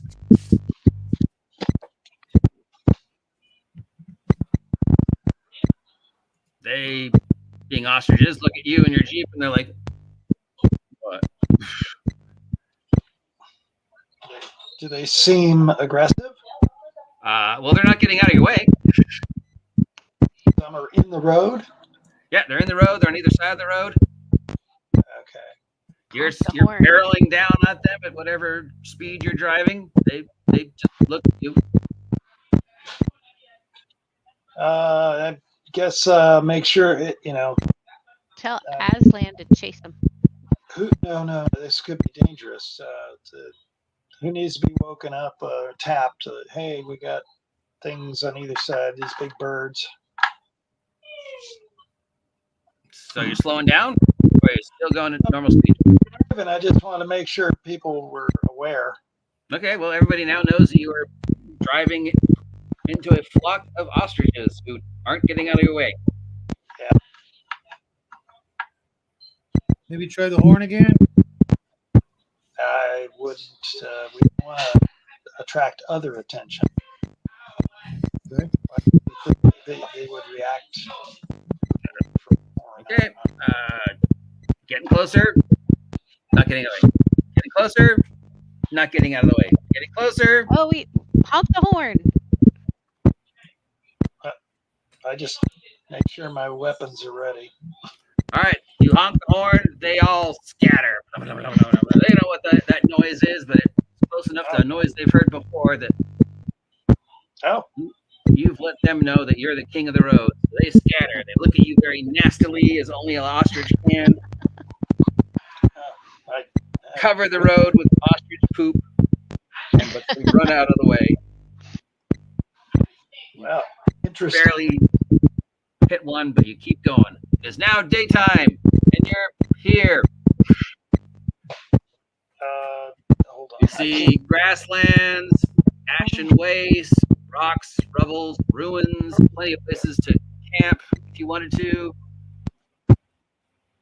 What do we do, Captain? You Keep going. see what looks like a couple very large horses, or perhaps oxen, all sort of milling around. Looks like smoke coming out of the middle of them. Perhaps a campsite of some kind. Let's find a place to stop and eat. Let the Jeep cool off. Okay. See if we can find a place that might be slightly concealed from the road. So you drive off the road. Well, I ask him first, but you want me to? Yeah, you see a spot. Pick it. Yeah, well, I want to stop and look around with your binoculars, see if we have any other guests around, or I don't know if there's any cover. There's rocks, ruined buildings, tall grass. Well, the Jeep's probably a little bit taller than the tall grass, I assume. But This ashen desert that the tall grass is trying to scrub through. If you look at and you see like I said, it seems to be like a caravan of oxen, and there's smoke coming out of the center of it. With what coming The out? oxen have smoke coming out of the top. There's a Like the caravan oxen are of circled oxen around a camp. circled around a camp. There's smoke coming out of where the center of the circle of oxen. Oxen are big cows with very large horns. Right. Draft. But other than that, you see birds, you see herbivores, you see dinosaurs, of course, all chomping away at the early morning grass and the early morning bugs.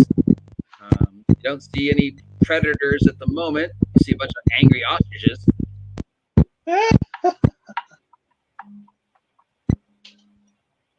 But as you pull off the road, you don't see any obvious threats or obvious places to hide. Why don't we see who's got the little camp there, and see if we can't get any info on the area. Perhaps them closer with binoculars first to see if we can tell what Right. being. Right, if they're orcs or something, we don't want to ask them for directions. Unless we want to fight right now.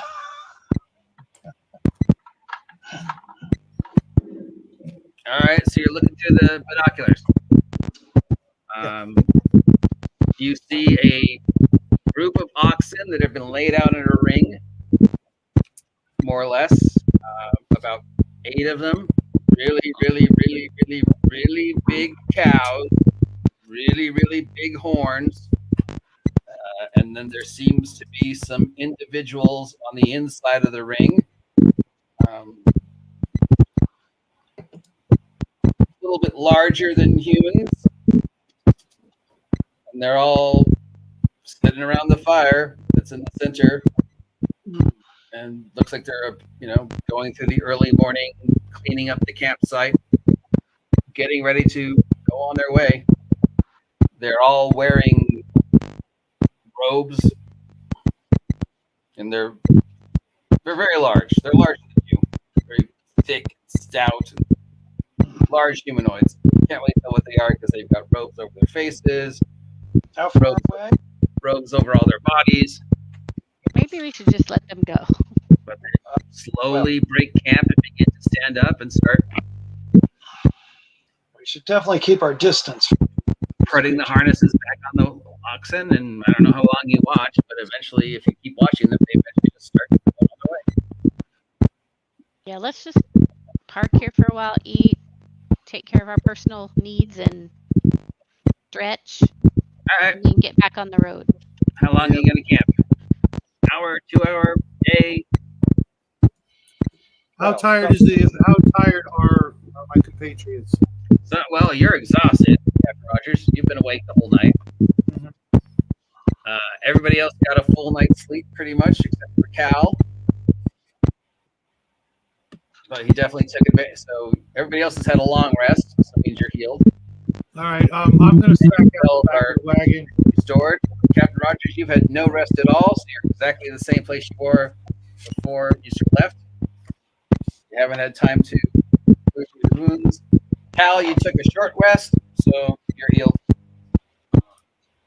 I mean, if we stay here for a couple hours and then if Captain Landis wants to sleep in the Jeep after that, either me or David Yeah, can drive. I'll sleep while we drive. That's not a problem for me. Let's eat, clean up, check the water, the oil, the things like that, and get back on the road. All right, so that takes you about an hour, hour and a half. Wandering Monster. Nope. Get back on the road. Who's driving? David, you want to drive first? Oh yeah, I got this. All right, David. Driving check. D20 plus dex mod plus your driving skill. Total 16. You're fine. Moving right along. Driving check number 2. 7. Uh-oh. Roll a D6. 1. Roll a D6. 3. Where are you on the map?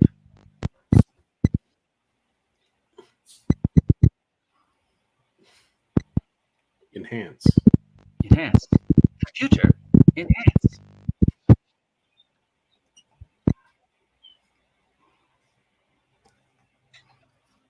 Okay.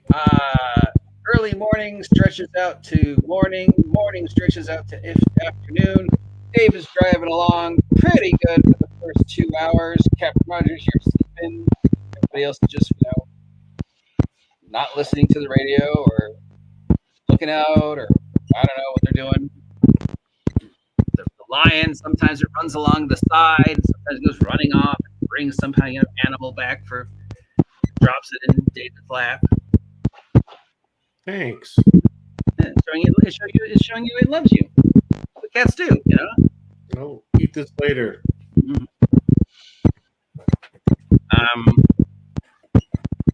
But then as it gets towards noonish, late noonish, 1 o'clock, you do see some creatures on the road. Very large, green. They've got long, pronounced faces with this frilled, almost. Oh, they're triceratops. You see some triceratops. Whoa! Take a picture. Take a picture. There's triceratops. See 2 big triceratopses and 1 little triceratops. Oh, baby triceratops. They're eating away at the grass, and they see you coming towards them, and the larger of the 2 triceratops interposes its body in front of the teeny triceratops, and the smaller of the 2 triceratops moves forward and assumes a very threatening stance as, get away from my baby. Weird looking dinosaur that I Not don't driving recognize. anywhere near it. Stop. Reverse. Okay. Reversing. Yeah, I think I'll just let it do its thing and see if we can move past after it moves off, or if the going off road is actually okay. It's not too bad. Maybe risk that.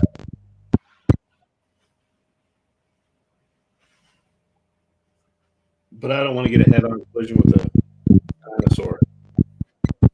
Okay. You wait about 20 minutes. Aslan wants to go play with the baby.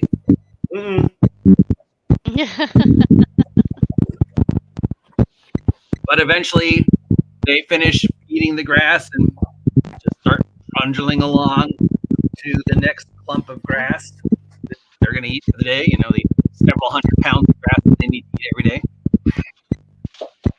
So they just trundle. Trundle is the word of the day. As soon as they look like they're not drive past them as soon as they're not interested or intervening. Okay. Punch it. It is now getting into late afternoon, early evening. You're moving along, day 2 on the road. The landscape starts to change, looking a little bit more battle worn. You see a much more places where it looks like there was like some type of battle or devastation. You see very close to the road what looks like a fort, like a tower, and like on the other side is another tower. And it looks like there used to be a gate between the two of them, right here where the W is. But the gate has long since been broken through. So you have these 2 large stone, weather-beaten towers with a gate that used to be over the road, but the gate is no longer there. You're driving towards it, you swear you see somebody standing on the parapet of the tower to the left.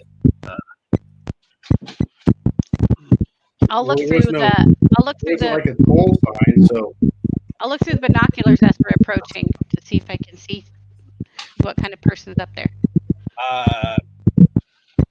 You look up at and you see what looks like a human wearing armor and a helmet and holding a spear, and it's standing up there.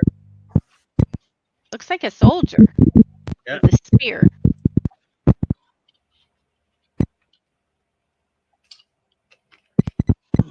Is this supposed to be an unoccupied tower, or The soldier does not seem to be responding to you, just stands there. As you get closer, so now the shadow of the 2 towers, condor calls, with the setting sun to the west. You can see there's like windows, and on the tower of the right, you think you see somebody standing in the door. The door's open, and just on the inside of the door, you see another humanoid form. So, tower on the right's got somebody standing on the parapet. Tower on the left has somebody standing in the doorway. Both look about human size. Both are wearing armor. The one on the left looks really thin. Like, as you get closer, looks really skeletal. Oh, I It is called it. I still called it, but I'm sleeping. There is a skeleton wearing armor standing in the left door. Do you drive through the gate and keep going? well, if the gate's not closed, if there's no sign, Nope, you don't see any signs. nobody's hollering for us to stop, so just kind of blow through, drive through, peace out, say hey. So, All right, so you keep driving. yes. You drive underneath the gate. You get this really cold, unnatural chill as you drive underneath the gate, but you keep going into the sunset. On the other side, just more of this blasted, ruined, ashen waste. You start smelling a swamp way off in the distance. And as day 2 begins to turn into night 2, it looks like there's forms, humanoid forms, in the grass that are starting to stand up as you drive past them. uh-oh. And I need people to make a saving throw versus fear. Am I awake? No, not unless somebody's woken you up. All right. I will wake Captain Rogers. Please. Just a time to make a fear check. Thanks, pal. Well, Captain Rogers, you don't have to make a saving throw because you're asleep. But Jen, I need a wisdom saving throw versus fear. D20 plus wisdom modifier Okay. plus level, since it is a primary stat for you. 14. All right. 11. David the Gnome. 11. Caliber 44. 11.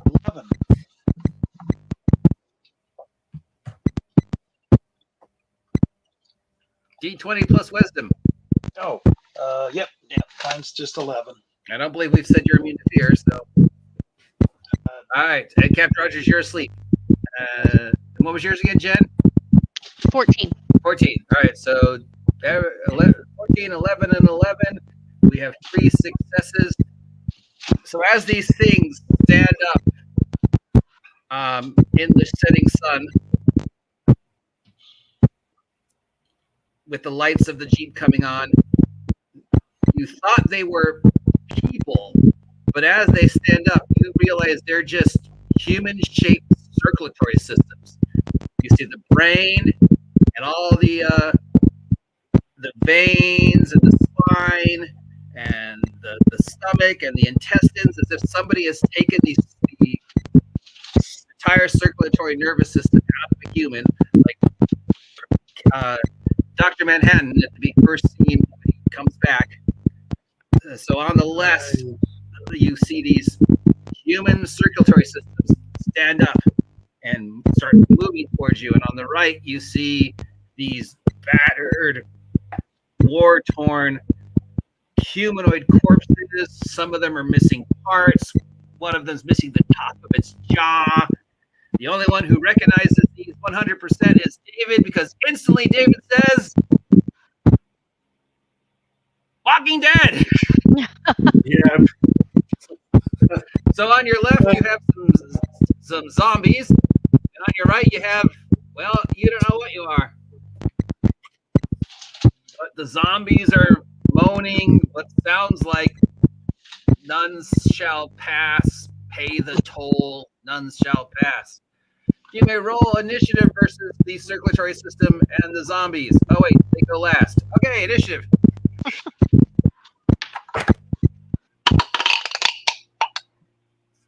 Ah, God darn it. 8. 11. Hey, man, don't you wish you had your cleric with you now? Is that a 7? Yes, we do. Wake up, Captain Rogers. All right, so I heard 7 from Caliber 44, 11. 8 from Jen. David? 8. Also got 8. Captain Rogers will be awake at 7. All right. Damn.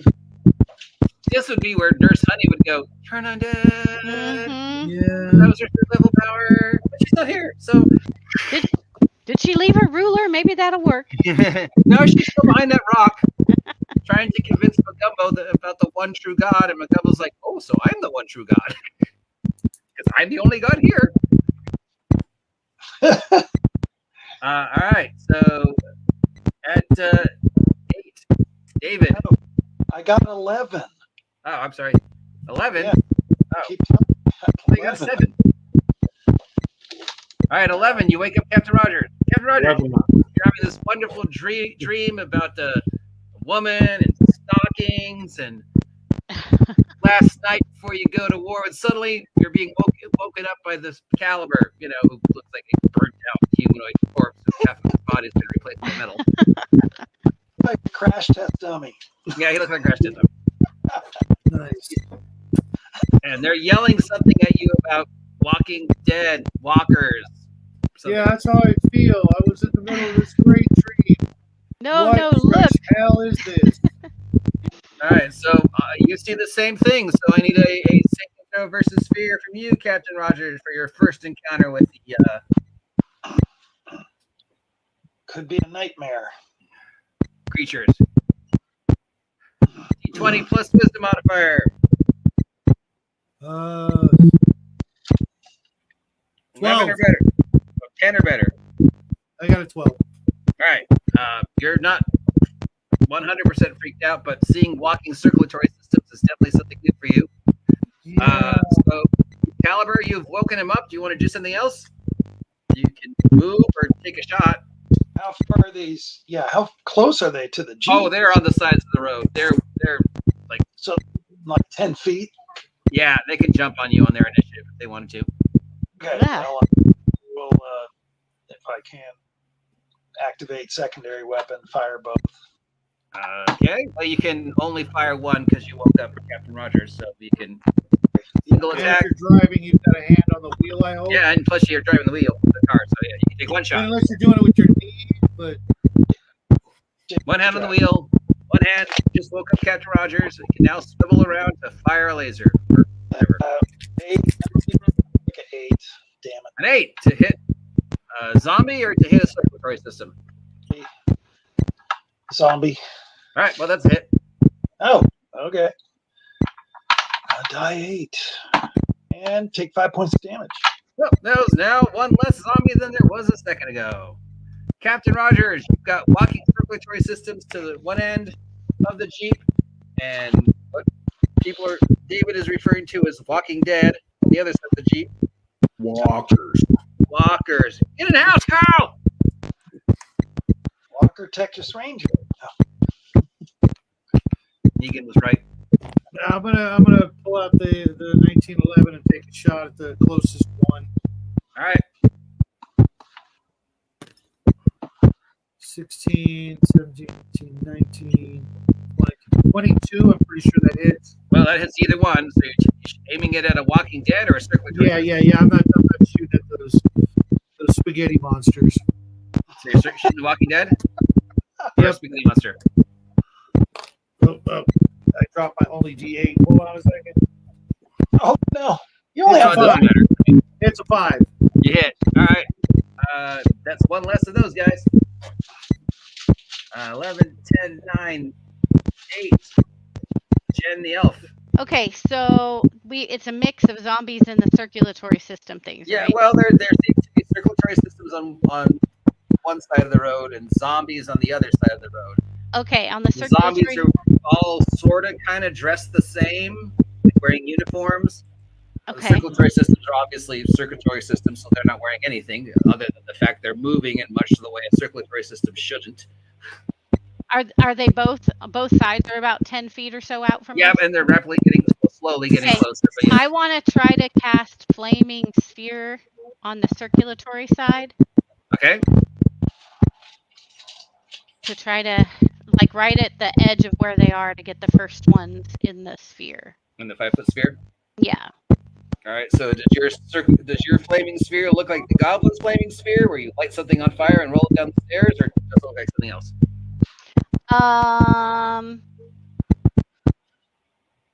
No. Just a ball of fire? Yeah, I think it's just like a ball of fire. Oh, I think I see another body. Like an elemental ball of fire. Uh-oh. Looks like you guys are about to be saved. Ah! Oh, Just in thank time. God. Talk about the cavalry, Grandma. Hi guys, I'm so sorry. No, dude, it's fine. As Real quick life. as I could get home, I No, even dude. tuned in on my cell phone to find out what was going on. Your real life trumps game. Real life trumps game. Never feel you have to rush to get here. I wouldn't want to be responsible for you getting in a car accident.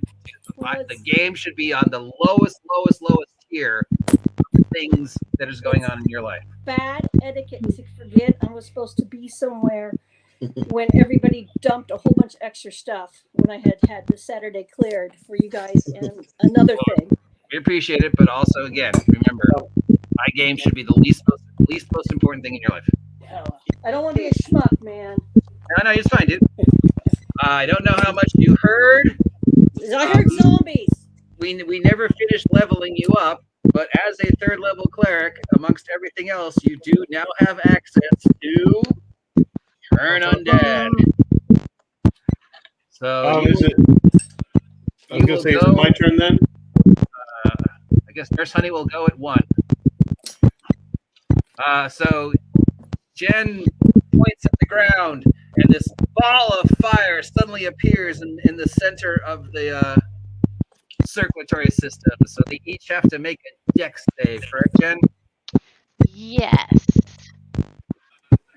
Which, of course, because they're Yeah, dex save. well, that one missed.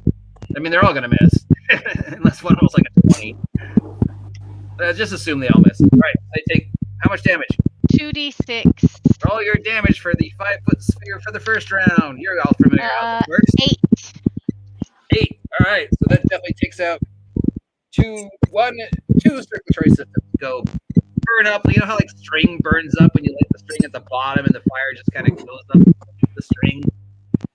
It's like that's what it's like watching the circulatory systems burn up. As the fire just kind of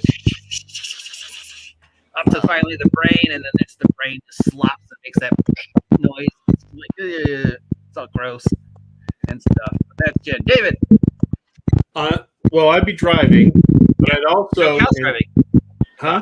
I thought Cal was driving. Were you driving then, Cal? I thought you were driving. Yeah, I thought I was driving. All right, well, somebody's driving. Who's driving? Panic Okay. at this.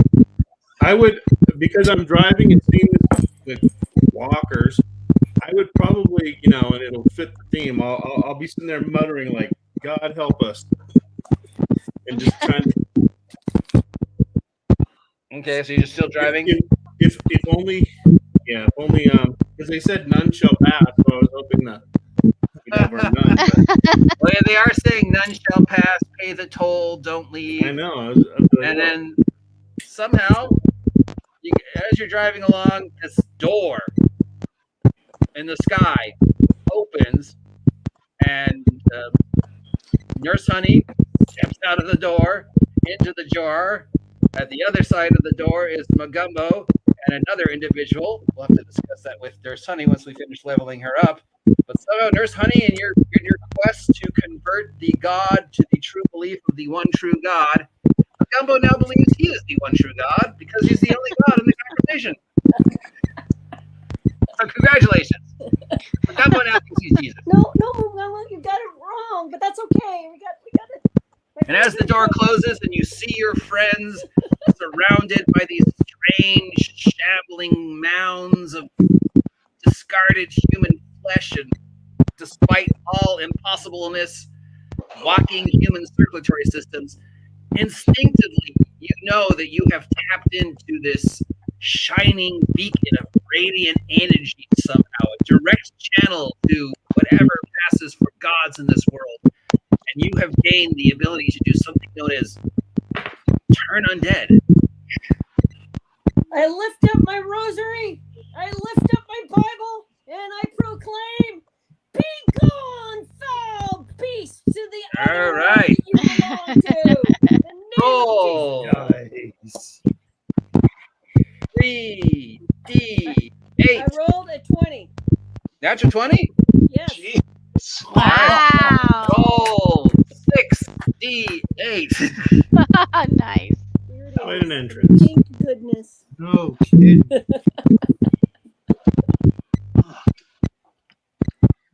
You have 68? You mean me to roll it up on the computer for you?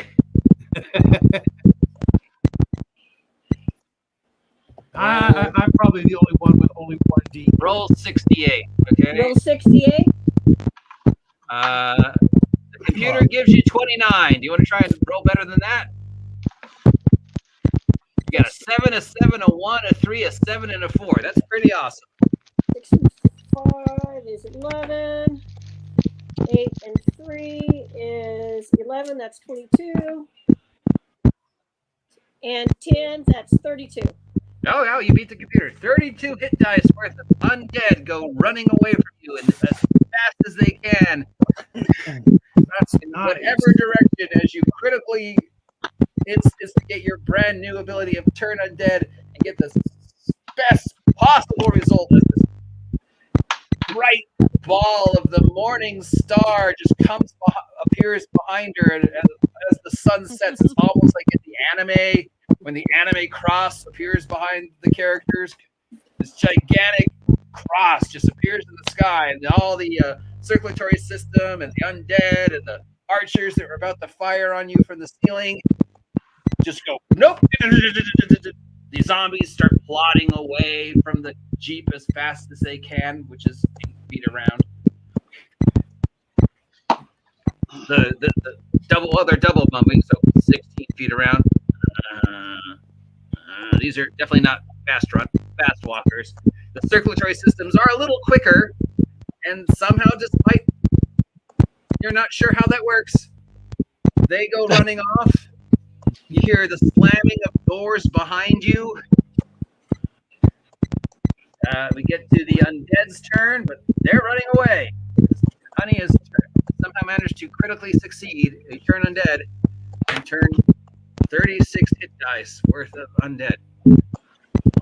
These all being one hit die undead, there's less than 36 of them. That's all of them. Am I So, able to? as we circle back to the beginning of the initiative with Captain Rogers and Caliban 44 at 11, as the Jeep subtly drives through the now not quite as populated side of the road as the light of this fading cross shows you these impossible creatures moving away. What do you do, Caliber 44, who's not driving? Parting shot. You got a shot? Shoot one?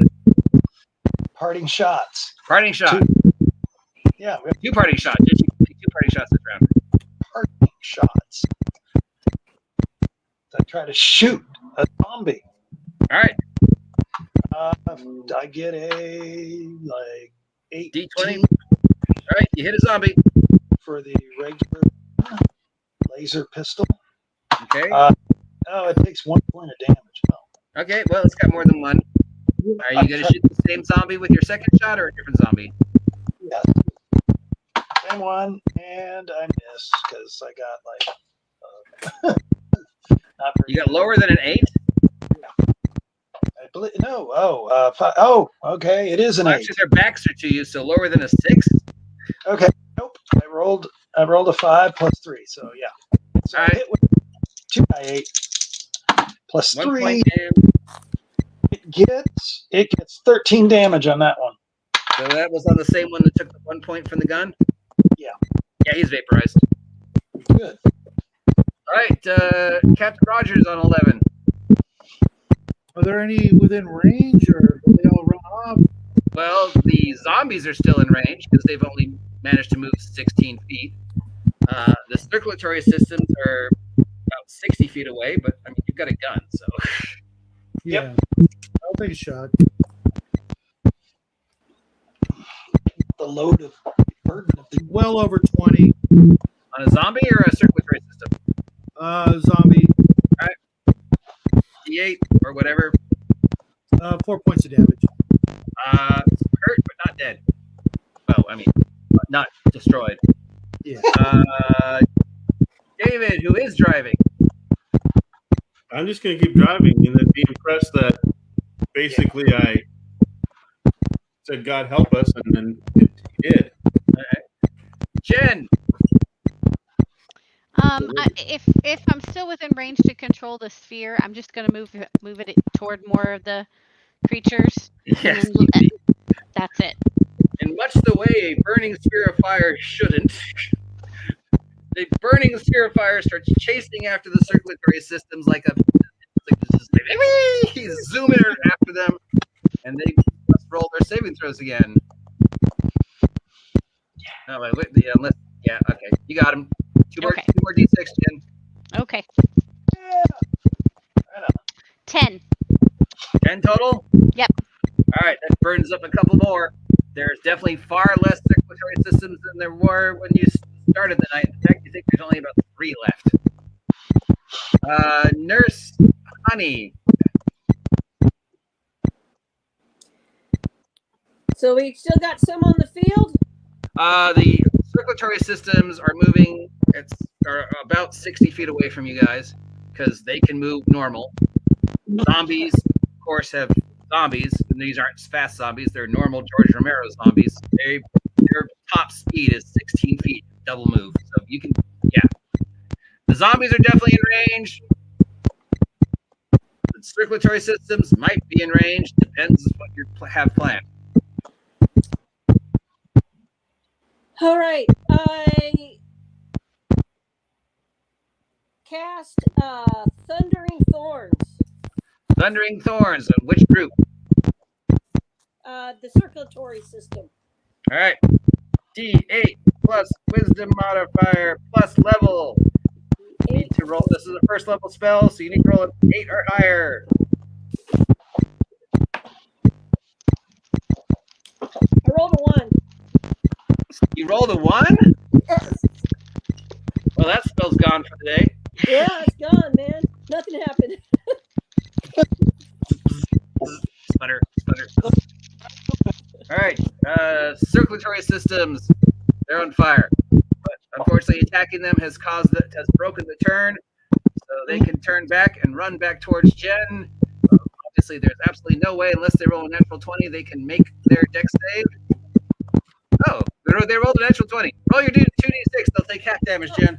Okay. Yeah. 7. So half would be. Cut in half. Yeah.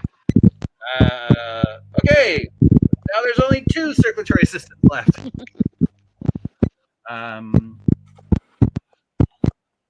So then the zombies, because somebody shot a zombie, that breaks the turn undead. So the zombies turn around and start slowly plodding toward the jeep at 8 feet around. Pay the toll, round me. Pay the toll. Dogs, man. And all they can do this round is move because they're slow and they don't have ranged abilities and they go at 1. I shout I'm a nun. I shall pass.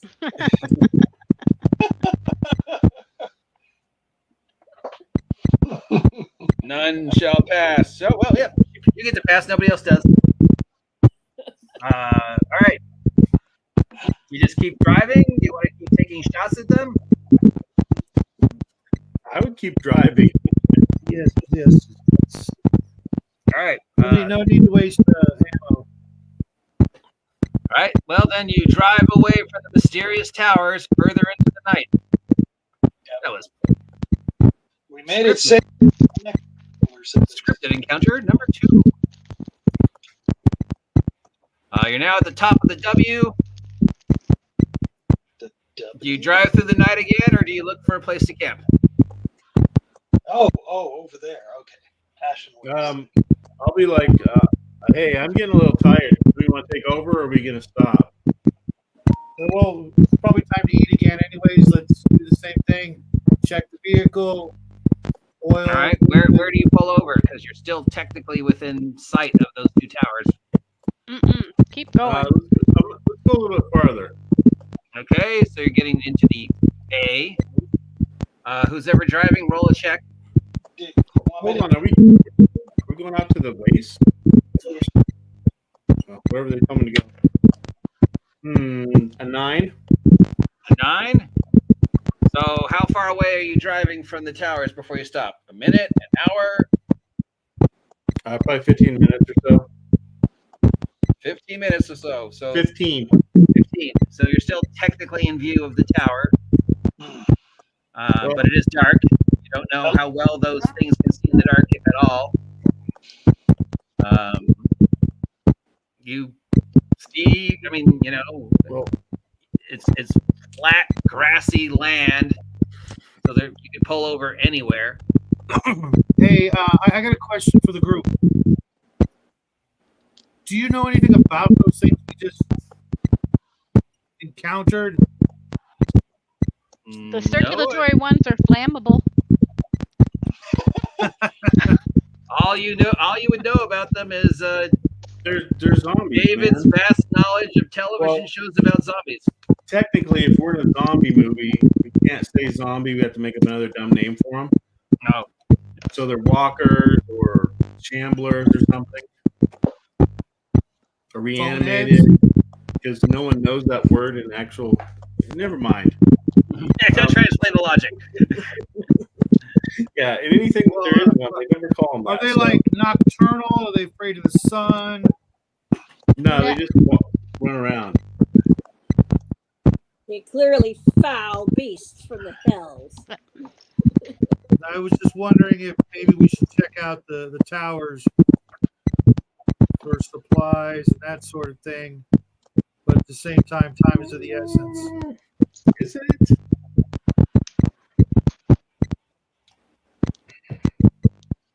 Well, it depends on what kind of zombies are. It's like some will eat your brains.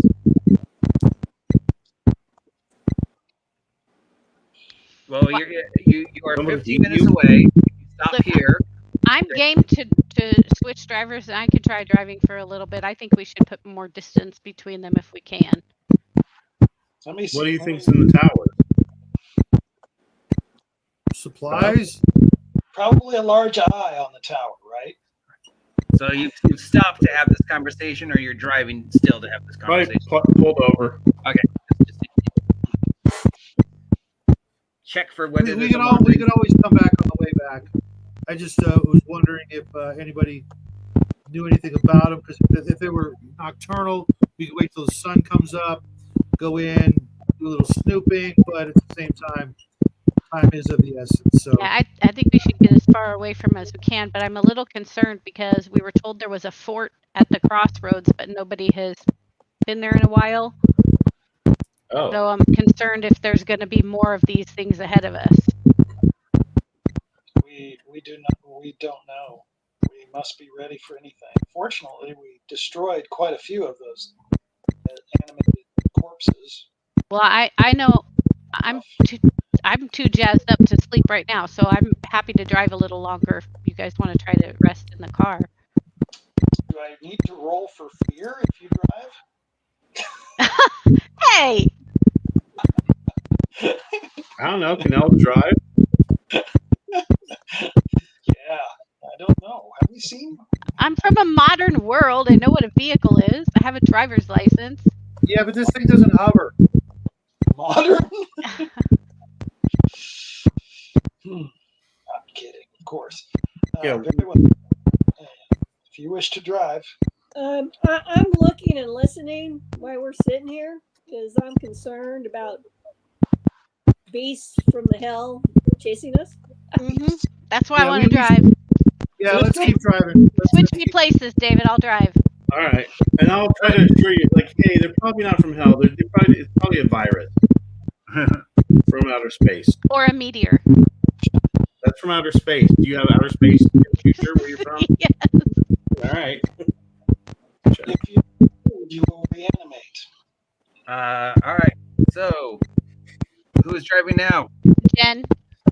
Jen, driving into the night. Check number 1. D20 plus Dex mod plus driving if you have it as a skill. Driving is not a class skill for you. 19. All right. Driving into the night. Check number 2. 15. Driving into the night. Check number 3. We drove all night. Just to meet 4. you. 4? 4. 4? Yeah. Okay. Roll a d6. Oh, fell on the floor. 6. Roll a d6.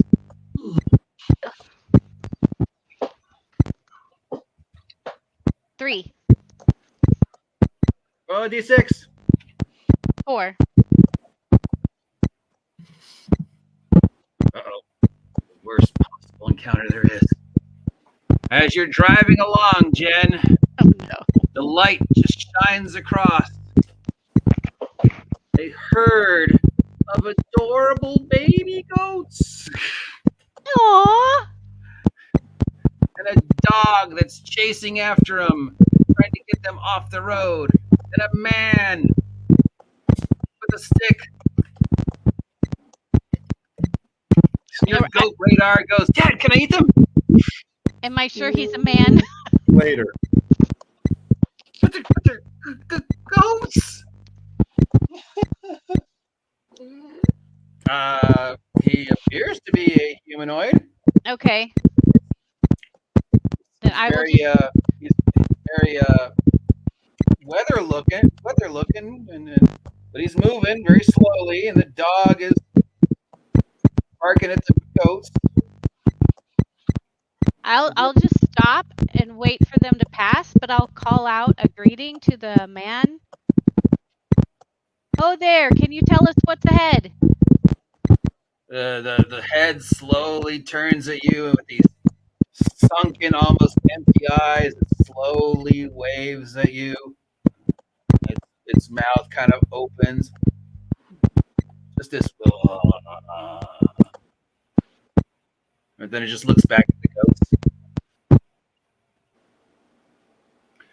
Does As it you look get like closer, you notice the dog. This is definitely either a really old dog or a A dead something dog. might be wrong with it because its flesh is kind of mangy, missing an ear. More undead. Yeah. But the goats are definitely normal goats. Let's And everybody the win. dog barks at them, and they slowly start getting out of the road. Oh, man, goats! Those guys will just kill you. Okay, well, the dog and the dead guy don't seem to be threatening us. I'm going to wait for them to pass and drive around, but watch them carefully. All right. As the sun begins to rise in the morning, you have day 3, which means you're rapidly close to the crossroads.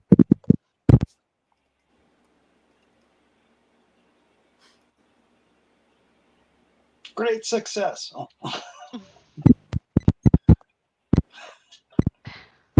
So when the sun comes up, I do want to find a place before we get to the crossroads to like pull over and rest or reassess where we are. Get a plan. Oh, All right. This look like here. Magnifiers on. As the sun comes up, you see the great crossroads ahead. This magnificent looking fort. Some type of ruins around the fort. This is just a gigantic swamp. It's a boiling, bubbling swamp. okay. This road just stretches off into the distance where it looks like a very large town.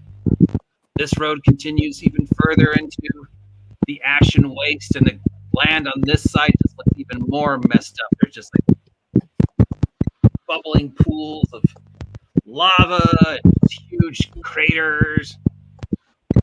Over here looks like it might once have been farmland, and perhaps the ruins of what used to be a town, but it's far fallen into disrepair, and yet you still occasionally see people moving through it. And of course, in the center is this gigantic fort.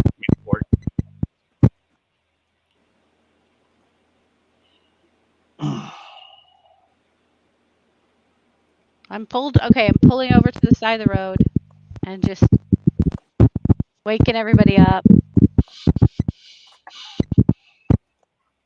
We should scout it out carefully. It may be full of undead for all we know. Yes. Yeah. Oh, that looks inviting, though. Yes. Lovely. Lovely. Not at all. Curbside appeal. Curbside appeal. All right, so where do you want to?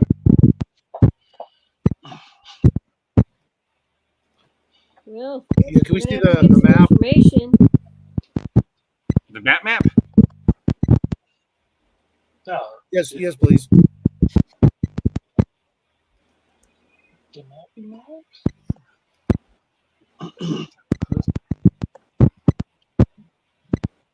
Is there any locals wandering around?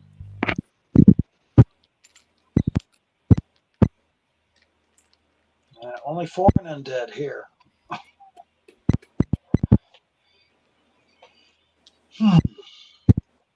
Which direction do we eventually want to go? We need to go to the northwest to the Stoneheart Mountains. We need to go through the boiling lands. Yeah.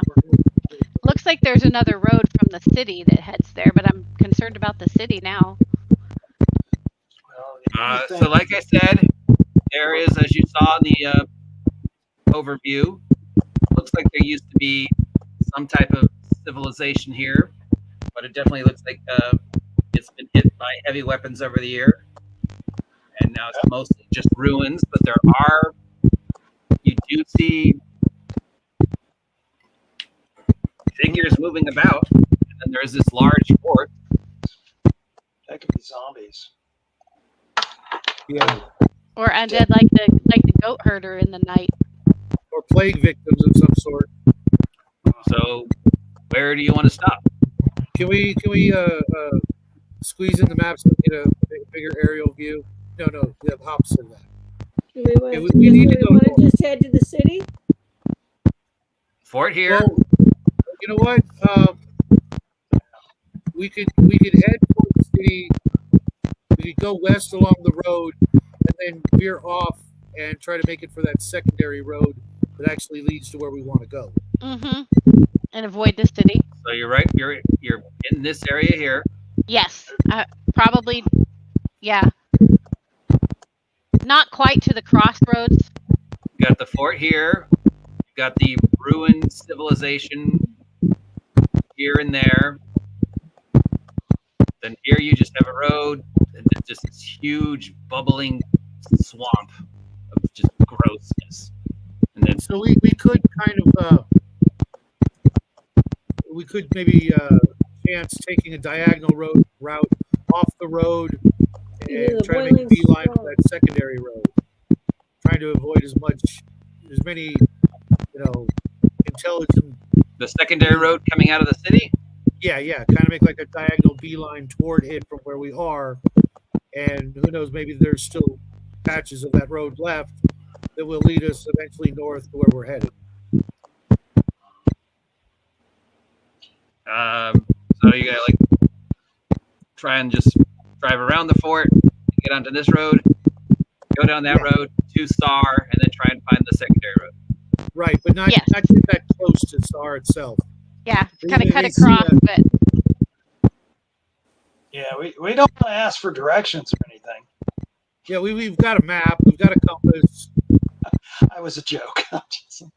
Yeah, we definitely Anybody gets a hold of us and puts the screws to us, and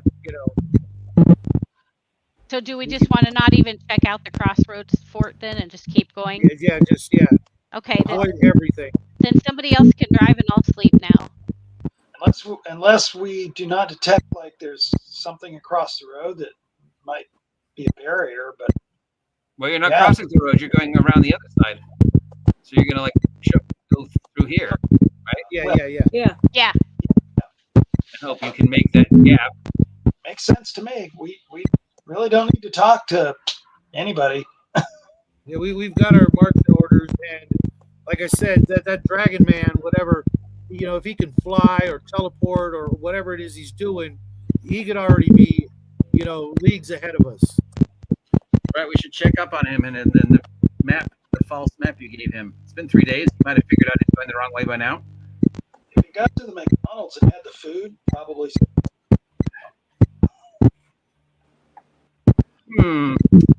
Yeah, he may have figured out by now that the map's fake. Yeah. So we should keep going as quickly as we can to get there before him. So Is our goblin prisoner still on the wagon? No, he No, got the eaten. no, he got eaten. What? The lion ate the goblin. Oh, he did eat the goblin. I'm sorry. I knew it. He ripped the thing's guts out. Small feline. I guess he's smallish. I mean, he's a lion cub. Larger than most house cats. Yeah, honey, that's David has a pet lion now. That lion, huh? Lion familiar. Means you can see through its eyes and stuff like that. Awesome. It gets bonuses. I just think that David's nuts because now he's got this feline. I don't know where it came Now from. David can see in the dark and stuff. No. Because he's got familiar. And he can use the help action because he's got familiar. Well, I don't know all these things. so did they got to sleep mostly through the night since I was driving? I believe everybody has had a relatively equivalent of a short rest, at least. Okay, who Not wants that to anybody's drive? taken any damage, but any spells that were lost or regained. Excellent. All right, so who's going to try and drive and make the jump and hopefully not get seen? I'll do the driving this time. All right, D20 plus Dex mod plus drive skill or level, whichever is higher. At disadvantage. Hold on just a second. I got to go back upstairs. Find a flat surface.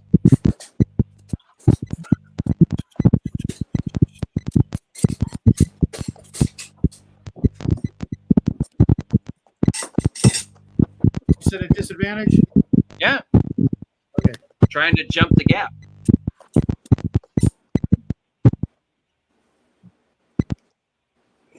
Oh my goodness. 9. All right, so you try and Dukes of Hazzard your way across this little piece of land here, avoiding all the rocks and ruins and whatever else, bric-a-brac. But unfortunately, the ledge is a little bit more steep than you thought. So as you hit the sand, it doesn't hold, and the rear tires swerve in one direction, the front tires go in the other direction, and now you're going backwards down the side of this Yeah. cliff into the swamp water. Roll, I guess you would need to try and get the Jeep to go back up, so that would be another driving check, I believe. What if we all get out and push? You could do that, try As long as we're not rolling over. I mean, get out of a moving car, then try and get behind the moving car, push it back up the hill before it hits the swamp. Sure. No, I'm not doing any of that. Who's jumping out of the car? I will jump out of the car. All right, Jen, jump out of the car, roll. 20?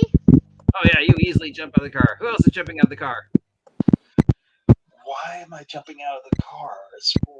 I don't know, but it's what Jen the Elf suggested. Well, I thought it would be easier to get the car out of the swamp if it had less weight. Probably not right now. We haven't gone that far, and we're not rolling. You are slowly going down the side of the cliff. I'm gonna jump out. You will be hitting swamp momentarily, unless Captain Rogers does some driving check or something, and for some reason everybody's jumping out of the Jeep. Captain Tim? Rogers. We lost him because you need to. Uh-oh. Have we lost Captain Rogers?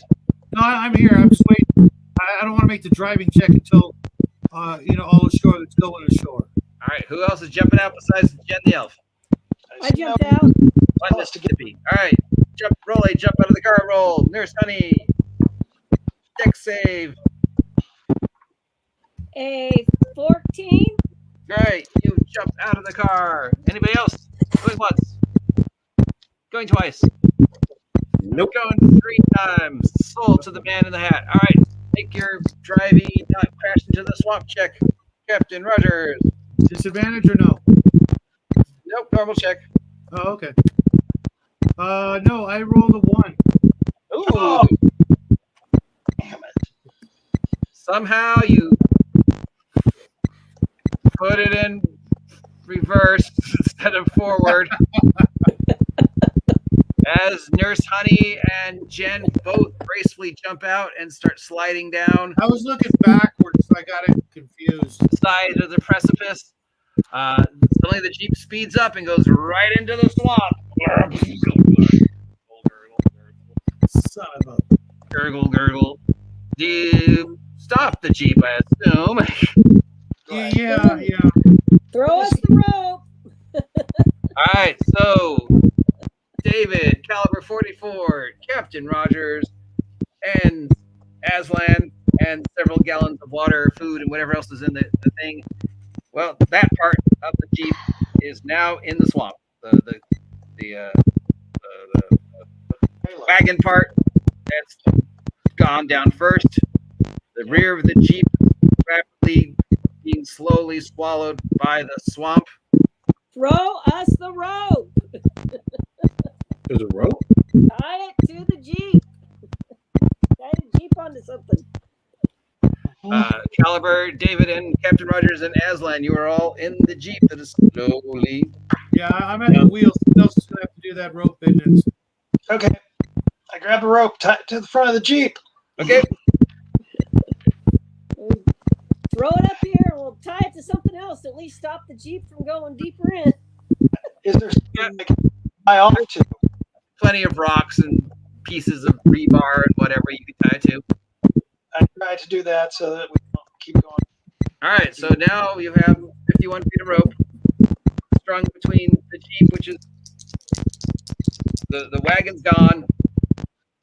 The bubbling swamp has claimed a few feet of the back of the Jeep. On the side of this precipice with this rope coming down. And there's Honey and Jen standing on the side of this precipice, looking down at the Jeep with Cal and David and Captain Rogers and Aslan in the Jeep. The only thing separating you and certain slow doom is this rope that they've tied to a rock or something. Yeah, I got out because You got out. We got to start pulling the Jeep Yep. up. Okay, we'll try. Y'all get out and try to get to the shore. Just, I don't want to get in no swamp. All right, so everybody's jumping out of the Jeep. Yeah. And grabbing the rope and trying to pull the Jeep back up. Yeah. with the trailer attached, we probably are unable to do that. We should detach the trailer.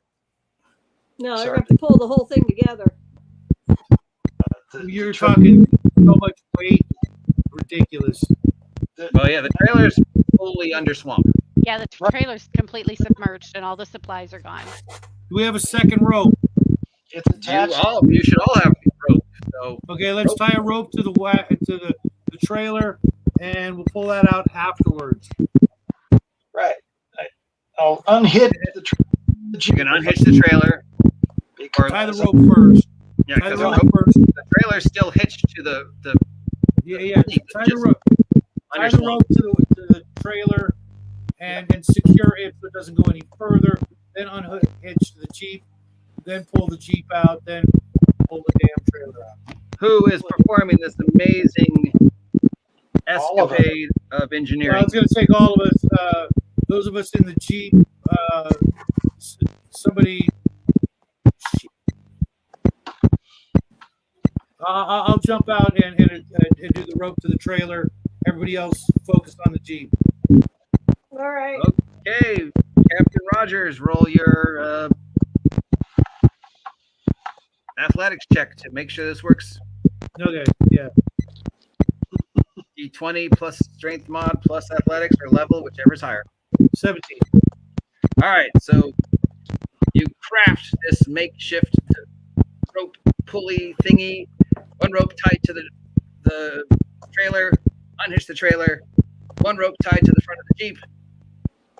The ends of both ropes, I guess, being tied to rocks or rebar or whatever. All right, done all As that. soon as I'm done unhitching the trailer, I will get behind the Jeep and try to help push from behind as everybody's pulling. That might be impossible because you're in the Oh, so everybody who is polling can make a strength check. So I assume that's everybody but David. Helping pull, I rolled a 14. Oh, you're I helping? rolled a Just to pull the Jeep out, yeah. 17. I rolled a 10. 15. I only got a 4 on the pull. All right, so Captain Rogers is behind the Jeep, pushing it out of the swamp. The rest of you are on the side of the precipice, pulling on this hundreds and hundreds of pounds of waterlogged Jeep to try and get it out of the thing. And it's like, for every one of you that's helping, another one of you rolls a 4 and makes it worse. Even Simba, Aslan's got a piece of rope in his mouth. He's like, I'm helping, Dad.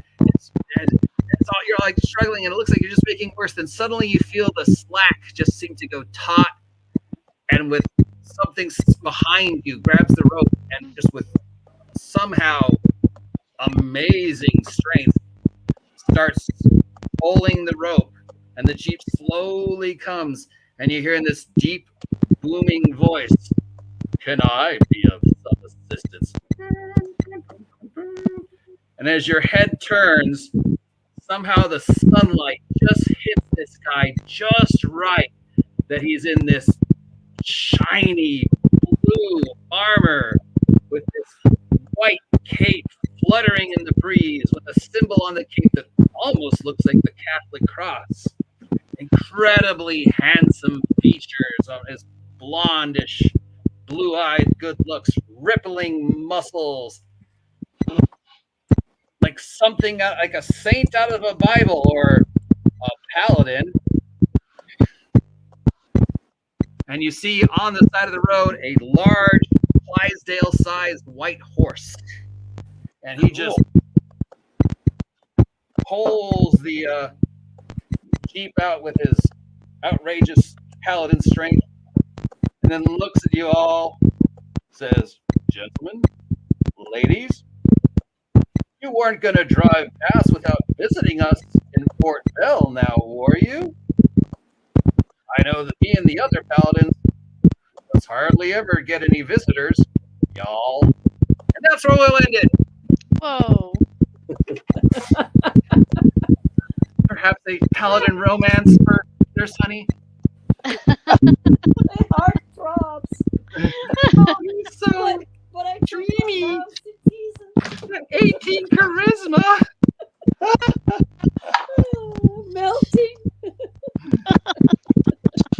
Out of what is it? The cover of the love story novel or whatever. Oh yeah, this guy. Fabio. You look at the Fabio hair going. He's paladin. He's got all the high stats.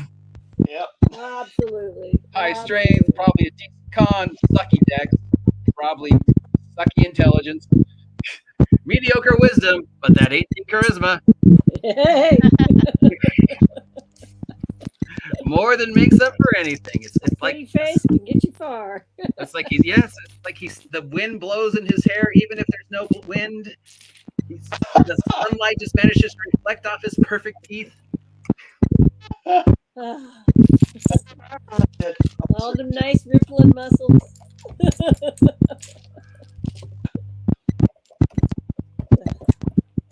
And that is where we will leave you because we still have to finish leveling up Nurse Honey since we never finished leveling you up. Nurse Honey. Next game will be on the 5th of October. Let me get the For calendar. Halloween gaming. Awesome. Great game, everybody. Great. Perfect that you're in the haunted lands in time for spooky. I'm not sure where that popping noise is coming from. I know it's not my mic. No, it's Cal's phone. Oh, okay. Fifth To be honest, I thought OG might be streaming the game from outside, on one of